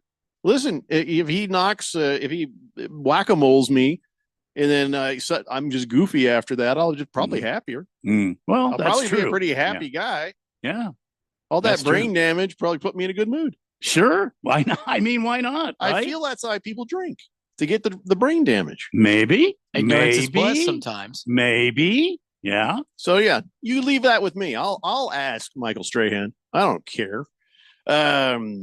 Sir Drives a Lot votes LT. So does Chief Skull. Yeah. LT. Firefighter says, "Who is this first person you think of when you think of the Tennessee Titans?" Steve McNair. He says, "No, a fan with a brown bag over his face." You could say that for the Giants too, though. Sometimes, yeah. Steve Totally. McNair. I mean, the last 10 years, totally could. Steve McNair. Steve McNair was an Oiler. He was never a Titan. No. Steve McNair was a Titan. He took us to a Super Bowl in a Titans uniform. I felt like he was an Oiler. He was an Oiler too, though. But he was a Titan. Oh, for- he actually he was a bridged Titan that- for a He while. was still there. What'd you say? He was still there when they became the Titans. Yeah, he was there for a while. He was what I took us don't- to the Super Bowl. I don't remember All right, anybody that yeah, was yeah. a Titan that I would know. I mean, McNair. I'll allow it. Yeah, McNair is a Tennessee Titan. Didn't even Through come and to my through. mind. Yeah, through and through. Well, I There's mean, a lot he of was an other Oiler guys. longer than he was a Titan. I mean, the I Titans back in guess. the 2000s were very, very, very competitive. It was a Not very like good run. win the Super Bowl good. No, Yeah. no. Thank you for reminding me. They were close. Oh, they were close. Moist when you're right. I'm mixing up McNair with Warren Moon. Yeah, Right. you are. Yeah. Absolutely right. Yeah. Zay says Steve McNair did take them to the Super Bowl. That's Yeah. right. Now I And- got him and- confused with Warren And Moon. fell just A yard short. just short. Oh no, Just a yard short. The Colts, however, have 2 Super Bowl wins. That's great. Cardinals Thanks for get reminding free passes to the Super Bowl. And so do the Titans. Thanks for reminding me, Jeffrey. I appreciate it. I love Peyton Manning, though. I'm glad you guys won yours. I really am. We won twice. And Johnny. Jason Pierre-Paul, by the way, he says he wants the NFL teams to know he's available and in shape. He says, I'm ready to go. All is good. 1 thumb up. I'm ready to rock. I'm ready to roll. Well, he does have, I mean, at least he has his thumb because he did lose a lot of his fingers. Ladies and gentlemen, it's time now for On This Date in Big George's sports history. Back to the year 1954, British long-distance runner Roger Bannister completed a mile run at the time of 3 minutes and 59.4 seconds at Iffley Road Track at Oxford University, accomplishing the first mile to ever be run in less than 4 minutes. Bannister had attained this record with minimal training while practicing as a junior doctor. That's right. He went on to become a successful neurologist back in the 54. That legitimately happened. And when they asked him, they're like, hey, is the 4 minute mile your proudest achievement? And he's like, no, it's the academic medicine and stuff that I did. All the contribution to that. He did a lot of research in the responses of the nervous system. And so he's like, no, I'm more proud of my work as a doctor. It is legit one of the craziest things because people like that was a huge milestone that people were trying to break. But at that point, like psychology, people thought it was literally impossible for humans to achieve that type of athleticism. Nobody told Dr. Bannister. He just went out there and did it. And then he just went out there and did it. And it like completely defied like all of these like physics, people that study anatomy, their complete perception of how far he that's was. the guy, Randy. That's not the guy, Randy. That's a different guy, Randy. I don't think What? it's the same. Is it the same guy?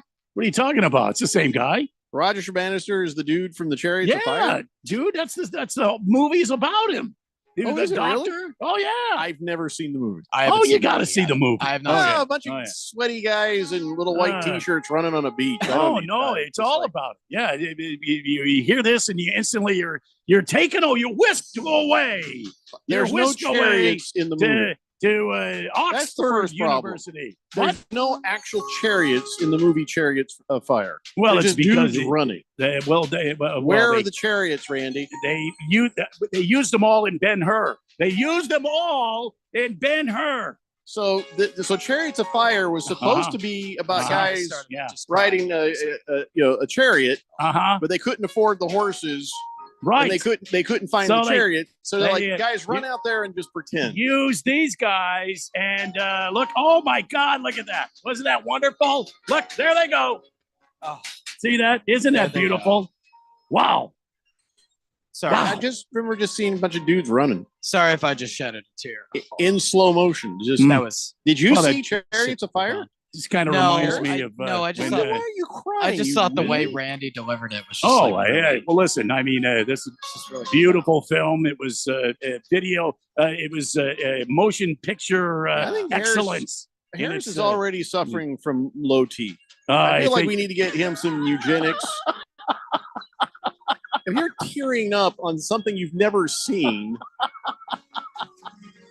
you better fade Wow. that music down, Randy, because Wow. the end of the show music's coming up. Wow, the end of the show music is coming on. Yeah, because right it's there. the end of the First show. off, We should have ended on that. I mean, how do you turn down Chariots of damn fire? First off, Right this there. mustache right here. What? Yeah, that just Anything, screams, anything, wow, anything, tons of testosterone. anything but low T. I'm gonna tell you. You have to have a lot of okay, testosterone. so you got your little mustache. I say you have a lowercase T. That's